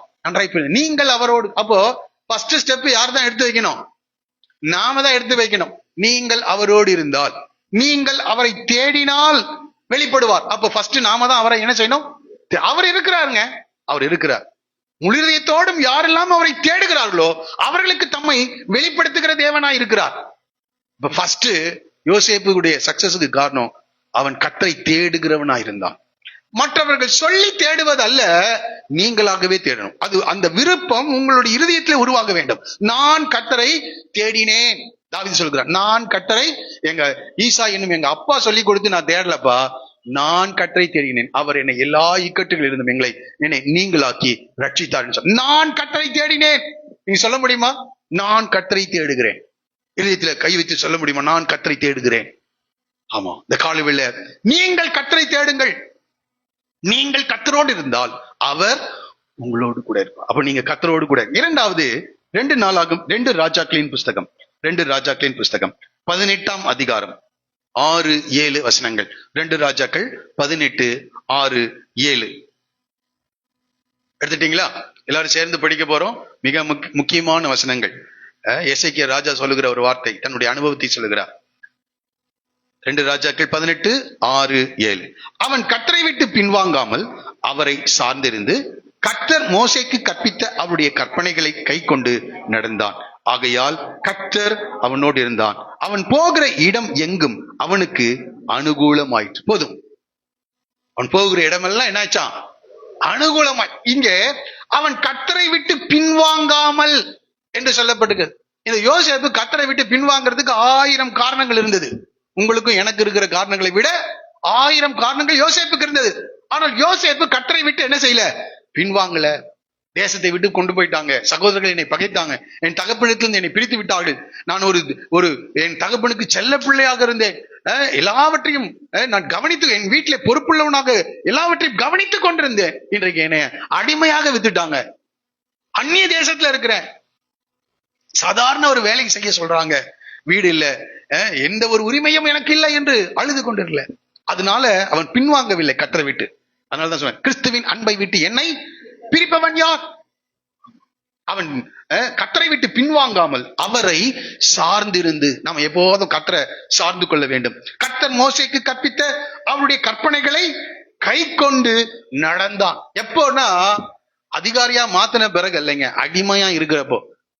ஆமா, அடிமையா ஒன்றுமில்லாத சூழ்நிலையிலே நீங்கள் கர்த்தரை விட்டு பின்வாங்காமல் அவரை சார்ந்திருந்து கர்த்தர் மோசேக்கு கற்பித்த அவருடைய கற்பனைகளை கை கொண்டு நடப்போம் என்றால் கர்த்தர் நம்மோடு கூட இருப்பார். அங்கே சொல்கிறது, ஆகையால் கர்த்தர் அவனோடு இருந்தான். அவன் போகிற இடம் எங்கும் அவனுக்கு அனுகூலமாயிற்று. இது புரிந்து கொள்ளுங்க. இது தேவனுடைய வார்த்தை. ஆமா, தேவனுடைய வார்த்தைக்கு நீங்கள் அதிக முக்கியத்துவம் கொடுங்க. நீங்க கர்த்தரை விட்டு பின்வாங்காமல் அவருடைய வார்த்தையை சார்ந்து கொள். 3வது 1 சாமுவேலின் புத்தகம் 16ஆம் அதிகாரம் 13வது வசனம். 3வது 1 சாமுவேல் 16:13 சேர்ந்து வாசிக்கலாமா? அப்பொழுது சாமுவேல் தைல கொம்பை எடுத்து அவனை அவன் சகோதரன் நடுவிலே அபிஷேகம் பண்ணினான். அந்நாள் முதற்கொண்டு கர்த்தருடைய ஆவியானவர் தாவீதின் மேல் வந்து இறங்கி இருந்தார். ஆமா, அது கர்த்தருடைய அபிஷேகத்தினால் நாம் நிரப்பப்பட வேண்டும். ஒவ்வொரு நாளும் தேவ பிரசன்னத்திலிருந்து, ஆண்டவரே புதிய எண்ணெயினால் நீர் என்ன செய்யும்? அபிஷேகியம். உடைய வல்லமையினால் என்னை நிரப்பும். நாம தான் இதை கேட்கணும். ஆண்டவர் நிரப்புகிற தேவனா இருக்கிறார். புதிய அபிஷேகத்தினால் நம்மை நிரப்புகிற தேவனா இருக்கிறார். ஆகவே தேவனுடைய ஆவியானவர் நம்மோடு கூட இருக்கணும். ஆமா, இது ரொம்ப மிக மிக முக்கியமான காரியம். அடுத்து 4வதாக 1 நாளாகமத்தின் புஸ்தகம் 28ஆம் அதிகாரம் 20வது வசனம். 1 நாளாகமம் 28:20 சேர்ந்து வாசிக்கலாமா? எடுத்துட்டீங்களா? ரைட். 1 நாளாகமம் 28:20. தாவீது தன் குமாரனாகிய சாலமோனை நோக்கி, நீ பலம் கொண்டு தைரியமாயிருந்து இதை நடப்பி, நீ பயப்படாமலும் கலங்காமலும் இரு. தேவனாகிய கர்த்தர் என்னும் என் தேவன் உன்னோடே இருப்பார். கர்த்தருடைய ஆலயத்தை கட்டுகிறது கடுத்த சகல கிரியைகளையும் நீ முடித்து தீர மட்டும் அவர் உன்னை விட்டு விலகவும் மாட்டார். உன்னை இங்கே தேவ திட்டத்தை நிறைவேற்றுகிற பொறுப்பு. எந்த ஒரு மனிதனை எடுத்துக்கொண்டாலும் சரி, ரட்சிக்கப்பட்ட உடனே அவனுக்கு தேவன் அவன் மூலமாய் நிறைவேற்ற வேண்டிய ஒரு திட்டத்தை வைத்திருக்கிறாரா? அதை தேவன் வெளிப்படுத்துகிறார். அந்த திட்டத்தை நீங்கள் செயல்படுத்தும் போது கர்த்தர் உங்களோடு கூட இருப்பார். அந்த திட்டம் நிறைவேறி முடிகிற வரைக்கும். அப்படின்னா முடிஞ்சோன்னு போயிடுவார் நல்ல. இந்த திட்டம் நிறைவேறி முடிஞ்சோன்னா நாம போயிடுவோம் அவர்கிட்ட. திட்டம் இருக்கிற வரைக்கும், இன்னும் நிறைவேறி முடியாத வரைக்கும் கர்த்தர் உன்னோடு கூட இந்த பூமியில இருப்பார். நிறைவேற்றி முடித்த பிறகு நாம் கர்த்தரோடு கூட அவருடைய ராஜ்யத்துல இருப்போம். கொஞ்சம் பேர் தான் ஆமீன் சொல்றீங்க. ஆகவே திட்டம் நிறைவேற வரைக்கும் ஆண்டவர் நம்மோடு கூட இருப்பார். இங்கே சாலமோனுக்கு தேவனுடைய ஆலயத்தை கட்டுகிற ஒரு பணி, நோவாவுக்கு பேழையை கட்டுகிற ஒரு பணி. ஆமா, உங்களுக்கு ஒரு குடும்பத்தை கட்டுகிறதா இருக்கலாம், உங்களுடைய பிள்ளைகளை வளர்க்கிற வேலையா இருக்கலாம், ஒரு குடும்பத்தை நிர்வகிக்கிற காரியங்களா இருக்கலாம், தேவனுடைய ஆலயத்துக்கு உதவியாக வைத்திருக்கலாம், தேவனுடைய ராஜ்யத்துக்கு எடுத்த பணி. இப்படி பல திட்டங்கள் நம்முடைய வாழ்க்கையில இருக்கிறது. அதனாலதான் ஆண்டவர் சொல்றாரு, சீஷர்களுக்கு கர்த்தர் சொல்லுகிறார் மத்தேயு 28:19-20, ஆகையால் நீங்கள் புறப்பட்டு போய் சகல ஜாதிகளையும் சீஷராக்கி பிதா குமாரன் பரிசுத்த ஆவியின் நாமத்தினாலே அவர்களுக்கு ஞான ஸ்நானம் கொடுத்து நான் உங்களுக்கு கட்டளையிட்ட யாவையும் அவைகள் கை கொள்ளும்படி அவர்களுக்கு உபதேசம் பண்ணுங்கள். இதோ உலகத்தின் முடிவு பரிந்தும் சகல நாட்களிலும் உங்களோட கூட இருக்கிறேன் என்றார். அவர் தேவ திட்டத்தை, ராஜ்யத்தின் சுவிசேஷத்தை நாம் அறிவிக்கும் போது, தேவனுடைய வார்த்தைகளை நாம் மற்றவர்களுக்கு எடுத்து காண்பிக்கும் போது, இந்த திட்டத்தை நாம் நிறைவேற்றும் போது கர்த்தர் நம்மோடு கூட இருக்கிறார். நம்ம குடும்பத்தை கட்டுகிறது மாத்திரமல்ல, தேவனுடைய ராஜ்யத்தை கட்டுகிற ஒரு பொறுப்பையும் கர்த்தர் நமக்கு கொடுத்திருக்கிறார். அந்த பொறுப்பை நாம் நிறைவேற்றும் போது கர்த்தர் நம்மை விட்டு விலகவும் மாட்டார், நம்மை கைவிடவும் மாட்டார். அந்த பொறுப்பை நிறைவேற்றலன்னா விலகிடுவாரு, கைவிட்டுருவார். இந்த காலையில் அந்த பொறுப்புக்கு உங்களை அர்ப்பணிக்கும்படி கேட்கிறேன். ஐந்தாவதாக யோவான் சுவிசேஷம் 8ஆம் அதிகாரம் 29வது வசனம். யோவான் 8:29. இயேசு சொல்லுகிறார், என்னை அனுப்பினவர் என்னுடனே கூட இருக்கிறார். பிதாவுக்கு பிரியமானவைகளை நான் எப்பொழுதும் செய்கிறபடியால் அவர் என்னை தனியே இருக்க விடுகிறதில்லை. எப்போதும் பிதாவுக்கு பிரியமானவைகளையே நான் செய்கிறேன், அவர் என்னோடு கூட இருக்கிறார் என்று இயேசுவே சொல்றார். அப்ப நாமும் பிதாவுக்கு பிரியமானவைகளையே செய்ய நம்ம அர்ப்பணிக்கும் போது, செய்யும் போது கர்த்தர் நம்மோடு கூட இருக்கு. நான் நினைக்கிறேன் இந்த காரியங்கள் எல்லாம் யோசேப்பு செய்திருக்க வேண்டும், கர்த்தர் அவரோடு கூட இருந்திருப்பா. இன்னும் 2 காரியம் நான் சொல்லி முடிக்கிறேன். 34ஆம் சங்கீதம் 18வது வசனம் எல்லாருக்கும் தெரிந்ததுதான், இதை சொல்லாம போகிறதுக்கு எனக்கு முடியல, அதனால நான் அதை சொல்ல விரும்புகிறேன். 34:18. நொறுங்குண்ட இருதயம் உள்ளவர்களுக்கு கர்த்தர் சமீபமாயிருக்கார். நறுங்குண்ட ஆவி உள்ளவர்களை கர்த்தர் என்ன செய்கிறார்? ஆமா, இருதயம் நொறுங்கின ஒரு இருதயம் தான் யாருக்கு? யோசேப்பு. அப்ப அந்த நொறுங்குண்ட இருதயத்தோடு கூட தேவ சமூகத்தில் தன்னுடைய இருதயத்தை ஊட்டி இருப்பார் நினைக்கிறேன். ஆகவே கர்த்தர் அவனுக்கு சமீபமா இருந்தார், கர்த்தர் அவனோடு கூட இருந்தார். 145:18 கூட நம்ம இப்படி படிக்கிறோம். 145:18. கர்த்தர் தம்மை நோக்கி கூப்பிடுகிற யாவருக்கும், உண்மையாய் தம்மை நோக்கி கூப்பிடுகிற யாவருக்கும் கர்த்தர் எப்படி இருக்காரா? சமீபமா இருக்கிறார். அப்போ எப்போதும் ஜெபம் பண்ணிட்டே இருந்திருப்பாரு. இருதயம் நொறுக்கப்பட்ட அந்த வேதனை வராம இருந்திருக்காது. அந்த வேதனை வரும்போதெல்லாம் கர்த்தரை நோக்கி கூப்பிட்டு இருப்பார். உலகத்திலே உபத்திரம் இருக்குது, உபத்திரம் வரும்போது இருதயம் வேதனைப்படும், இருதயம் நொறுங்கும். அந்த நேரத்துல நீங்க கர்த்தரை நோக்கி கூப்பிட்டீங்கன்னா கர்த்தர் உங்களுக்கு சமீபமா இருப்பார். தம்மை நோக்கி கூப்பிடுகிற யாவருக்கும், உண்மையாய் தம்மை நோக்கி கூப்பிடுகிற யாவருக்கும் கர்த்தர் என்ன செய்கிறார்? சமீபமா. ஆகவே இந்த காரியங்கள் எல்லாம் யோசேப்புடைய வாழ்க்கையில இருந்து கர்த்தர் அவனோடு கூட இருந்தார் என்று நம்ம படிக்கிறோம். 2 காரியம் தான். ஒன்று, கர்த்தர் அவனோடு கூட இருந்தார். இரண்டாவதாக அவன் தன்னுடைய கிரியைகளில் எல்லாவற்றிலேயும் ஜாக்கிரதை உடையவனாக இருந்தான். தன்னுடைய திறமைகளை வளர்த்து கொண்டான் என்று சொன்னேன். தன்னுடைய தாளந்துகளை அவன் முழுவதுமாய் செயல்படுத்தினான். தன்னுக்கு கிடைத்த எல்லா வாய்ப்புகளையும் அவன் என்ன செய்தான்? பயன்படுத்தி கொண்டான். நம்ம எல்லாம் அநேகர் வாய்ப்புகள் போன பிறகு இப்படி எல்லாம் வாய்ப்பு வந்துச்சு அப்படி நம்ம மற்றவங்களுக்கு கதை சொல்லிட்டு இருப்போம். இந்த வாய்ப்புகள் எல்லாம் நம்மளுடைய வாழ்க்கையில அனுமதிக்கிறவர் கர்த்தர். ஆகவே அந்த வாய்ப்புகள் கிடைச்சா உடனே அதை என்ன செய்யணும்? 100% அதை பயன்படுத்தி கொள்ள வேண்டும். அதற்காக நம்முடைய கிரியைகளுக்காக, நம்முடைய கையிட்டு செய்கிற காரியங்களில் நாம் எப்படி இருக்க வேண்டும் என்று சில வசனங்களை மாத்திரம் நான் சொல்லி நான் நிறைவு செய்ய விரும்புகிறேன். எபேசியருக்கு எழுதின நிருபம் 2ஆம் அதிகாரம் 10வது வசனத்திலேயே பவுல் இப்படி சொல்லுகிறார், ஏனெனில் நற்கிரியைகளை செய்கிறதற்கு நாம் கிறிஸ்து இயேசுவுக்குள் சிருஷ்டிக்கப்பட்டு, நற்கிரியைகளை செய்யும்படியாக கிறிஸ்து இயேசுவுக்குள் நாம் என்ன செய்கிறோம்? சிருஷ்டிக்கப்பட்டிருக்கிறோம். அப்ப ஒவ்வொரு நாளும் நீங்கள் என்ன செஞ்சாகணும்? நற்கிரியை. அப்ப நீங்க இந்த கிரியைகளை செஞ்சீங்கனால நம்பிக்கையை நீங்கள் பெற்றுவிடலாம். மனிதர்கள் கிட்ட தயவு உங்களுக்கு கிடைத்து விடும். படிப்படியாய் தேவன் உங்களை உயர்த்த இந்த காரியங்களை செய்ய வேண்டும். நற்கிரியைகளை செய்கிறதுக்கு நாம் கிறிஸ்து இயேசுவுக்குள் சிருஷ்டிக்கப்பட்டு தேவனுடைய செய்கையாயிருக்கிறோம். அவைகளில் நாம் நடக்கும்படி அவர் முன்னதாக அவைகளை ஆயத்தம் பண்ணி இருக்கிறார் என்று படிக்கிறோம். அடுத்ததாக தீத்துவின் நிருபம் 2ஆம் அதிகாரம் 9-10 வசனங்கள். தீத்துவின் நிருபம் 2ஆம் அதிகாரம் 9-10 வசனம். வேலைக்காரர் நம்முடைய இரட்சகராகிய தேவனுடைய உபதேசத்தை எல்லாவற்றிலும் அலங்கரிக்கத்தக்கதாக தங்கள் எஜமான்களுக்கு கீழ்ப்படிந்திருந்து எதிர்த்து பேசாமல் எல்லாவற்றிலும் பிரியம் உண்டாக நடந்து கொள்ளவும். அடுத்தது என்ன சொல்றாரு? திருடாமல் இருந்து சகல விதத்திலும் நல்லுண்மையை காண்பிக்கவும் புத்தி சொல்லு. அப்போ சத்தியத்தை எங்க அலங்கரிக்கணுமா? வேலைக்காரர் நம்முடைய இரட்சகராகிய தேவனுடைய உபதேசத்தை எல்லாவற்றிலும் அலங்கரிக்கத்தக்கதா. இங்க கற்றுக்கொண்டு நீங்கள் வசிக்கிற இடங்களிலே, நீங்கள் வேலை செய்கிற இடங்களிலே அவருடைய உபதேசத்தை என்ன செய்யணுமா? அலங்கரிக்க வேண்டும். ஆமா. அப்போ எப்படி இருக்கும்னு யோசிச்சு பாருங்க. அந்த முதலாளி உங்களுக்கும் மற்றவர்களுக்கும் உள்ள வித்தியாசத்தை உடனடியாக என்ன செய்வான்? கண்டுகொள்ளுவான். நன்றாய் புரிந்தவர்களுக்கு இத பவுல் சொல்ற. தீத்துவில பவுல் சொல்ற, வேலைக்காரர் நம்முடைய இரட்சகராகிய தேவனுடைய உபதேசத்தை எல்லாவற்றிலும் அலங்கரிக்கத்தக்கதாக.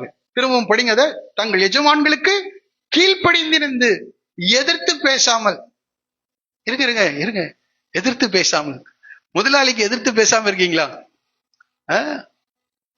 முதலாளியுடைய விருப்பத்தை நிறைவேற்றதான் உங்களை வேலைக்கு என்ன செஞ்சிருக்கிறாரு வச்சு. உங்க விருப்பத்தை கொண்டு போய் அங்க அங்க வைக்கணும்னா நீங்க முதலாளியான பிறகுதான் அதை செய்ய முடியும்.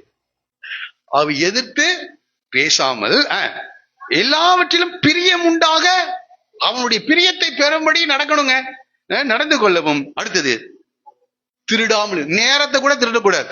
நான் ஒண்ணும் திருடலைங்க அப்படின்னு நேரத்தை திருடுறீங்களா? இத்தனை மணி நேரம் வேலைன்னா அத்தனை மணி நேரம் என்ன செய்யுங்க, வேலை செய்யுங்க. நேரத்தை திருடாதீங்க, பொருட்களை திருடாதீங்க. திருடாமல் இருந்து சகல விதத்திலும் நல் உண்மையை காண்பிக்கவும் புத்தி சொல்லு. தீத்துக்கு சொல்லியிருக்கிறாரு, எனக்கு சொல்லியிருக்காரு, இப்ப நான் உங்களுக்கு புத்தி சொல்லியிருக்கேன். நீங்க இதை கேட்டு நடந்தீங்க, நான் நிச்சயமா நான் சொல்றேன், யோசேப்பை உயர்த்தின தேவன் உன்னை உயர்த்துவார். தாவீதை உயர்த்தின தேவன் நிச்சயமா உன்னை உயர்த்துவார். தானியேலை உயர்த்தின தேவன் நிச்சயமாக நம்மையும் உயர்த்த அவர் உண்மை உள்ளவளா இருக்கிறார். சரி, அடுத்தது கொலோசியர் நிருபம் 3ஆம் அதிகாரம் 22 24 வசனங்கள் வரைக்கும். கொலோசியர் 3:22 24. இந்த வசனத்தோட நிறுத்திடுறேன். எடுத்துட்டீங்களா? மறுபடியும் வாசிப்போம். வேலைக்காரரே, உங்கள் எஜமான்களா இருக்கிறவர்களுக்கு எல்லா காரியத்திலேயும், என்னங்க சொல்றாரு இவரு, எல்லா காரியத்திலும் என்ன செய்யணுமா? கீழ்ப்படிந்து.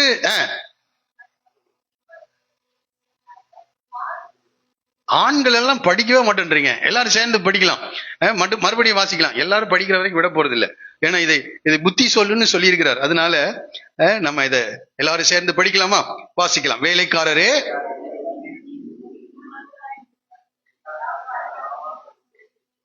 நீங்கள் மனுஷனுக்கு பிரியமாயிருக்க விரும்புகிறவர்களாக பார்வைக்கு, ஆமா, யாராவது பார்த்தா வேலை செய்யறது இருக்குல்ல, அது மாதிரி செய்யக்கூடாது. பார்க்கலனாலும் என்ன செய்யணும்? வேலை செய்யணும். பார்வைக்கு ஊழியம் செய்யாமல்,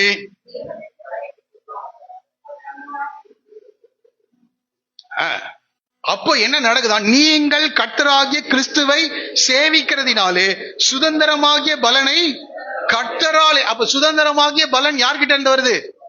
கர்த்தராலே. நன்றாய் புரிந்து கொள்ளுங்க. இந்த வசனத்தை விசுவாசிங்க, விசுவாசிங்க. யாக்கோபு 7 வருஷம் ராகேலுக்காக வேலை செஞ்சான், ஏமாற்றப்பட்டுட்டான்.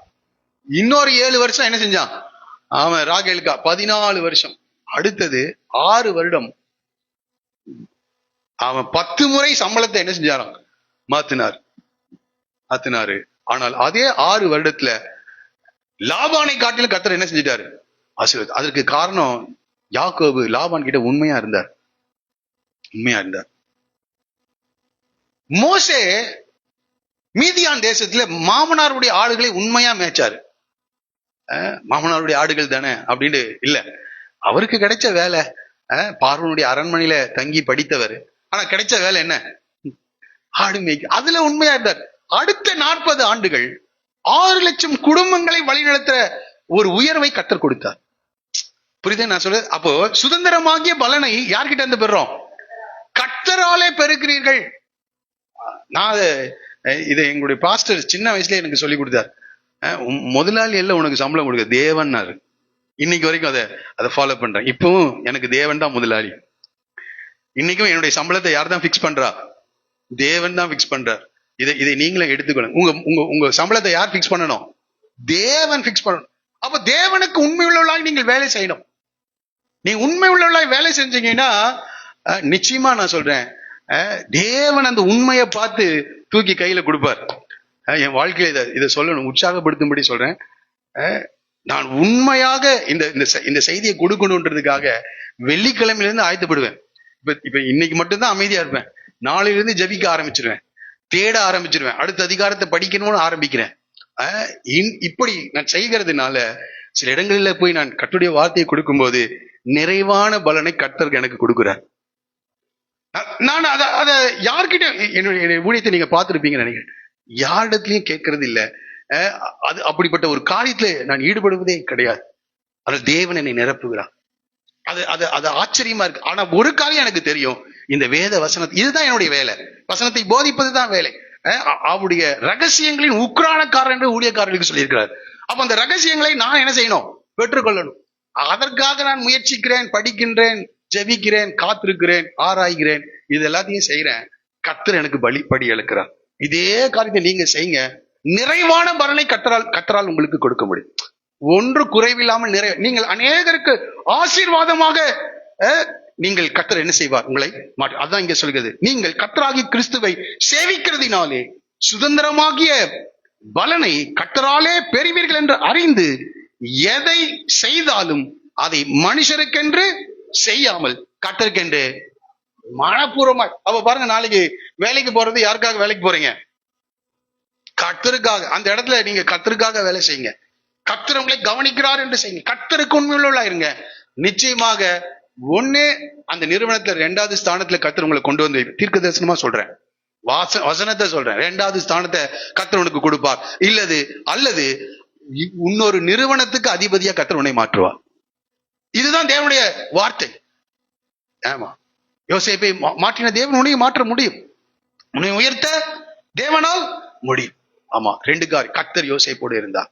அவன் அவன் அவன் அவன் காரிய சித்தி உள்ளவனாயிருந்தார். இந்த 2 குறிப்பை மாத்திரம் நீங்கள் மனதில் வைத்தார். காரிய சித்தினா அதுவா நடந்துடாதுங்க. நாம திறமைகளை வளர்த்துக் கொள்ள வேண்டும். வாய்ப்புகளை தவறவிடக்கூடாது. ஜாக்கிரதை உடையவனா இருக்க வேண்டும். ஆமா, இப்படி திறமைகளை நாம் வளர்த்துக் கொண்டு தேவன் நம்மோடு கூட இருப்பார் என்றால் நிச்சயமாக ஒரு நாள் வரும், போத்திபார் வீட்டுகள்ல அடுத்தது கூட்டிட்டு போய் சிறைச்சாலையில கூட அவன் அதிகாரியாக உயர்த்தப்படுகிறான். கடைசியில கர்த்தர் அவனை தேசத்துக்கு அதிகாரியாக கர்த்தர் அவனை உயர்த்தி ஆசீர்வதித்தார். எல்லாரும் எழுந்து நிற்போம். Praise the Lord. ஹல்லேலூயா. தன்னுடைய சகோதரர்களால் 20 வெள்ளிக்காசுக்காக விற்கப்பட்ட ஒரு மனிதன், அவன் உயிரோடு கூட இருப்பதையே அவனுடைய சகோதரர்கள் விரும்பவில்லை. அவனை கொலை செய்யும்படி சதித்திட்டம் தீட்டினார்கள். அவனை 20 வெள்ளிக்காசுக்கு விற்றாங்க. அவனை பகைத்தார்கள். எல்லாவற்றையும் இழந்து ஒரு அடிமையாக எகிப்து தேசத்துக்கு கொண்டு போகப்பட்ட இந்த யோசேப்பு 2 காரியங்க. கர்த்தர் யோசேப்போடு கூட இருந்தார். அவன் காரிய சித்தி உடையவனாயிருந்தான். தேவன் அவனை உயர்த்தினார். இந்த காலை வேளையில கர்த்தரோடு கூட பேசுறார். ஒரு மகிமையான திட்டத்தை இங்க இருக்கிற ஒவ்வொருவருக்கும் கர்த்தர் வச்சிருக்கிறாரு. ஜெபம் பண்ணுங்க, ஆண்டவரை நோக்கி கேளுங்க. ஆண்டவரே, உம்முடைய சித்தம் என்ன என் வாழ்க்கையில? கர்த்தர் அதை உனக்கு வெளிப்படுத்துவார். கர்த்தர் அதை வெளிப்படுத்தின பிறகு தேவனே அந்த எல்லைக்கு, அந்த டெஸ்டினேஷனுக்கு கர்த்தர் உன்னை உயர்த்துவார். அவரே உன்னை நீ ஒன்றும் முயற்சிக்க வேண்டாம். கர்த்தரே அந்த சூழ்நிலைகளை கர்த்தர் மாற்றி அமைப்பார். அது இந்த தேசத்திலேயோ அது வெளிநாட்டுக்கு நீ கடந்து செல்ல வேண்டும், எதுவான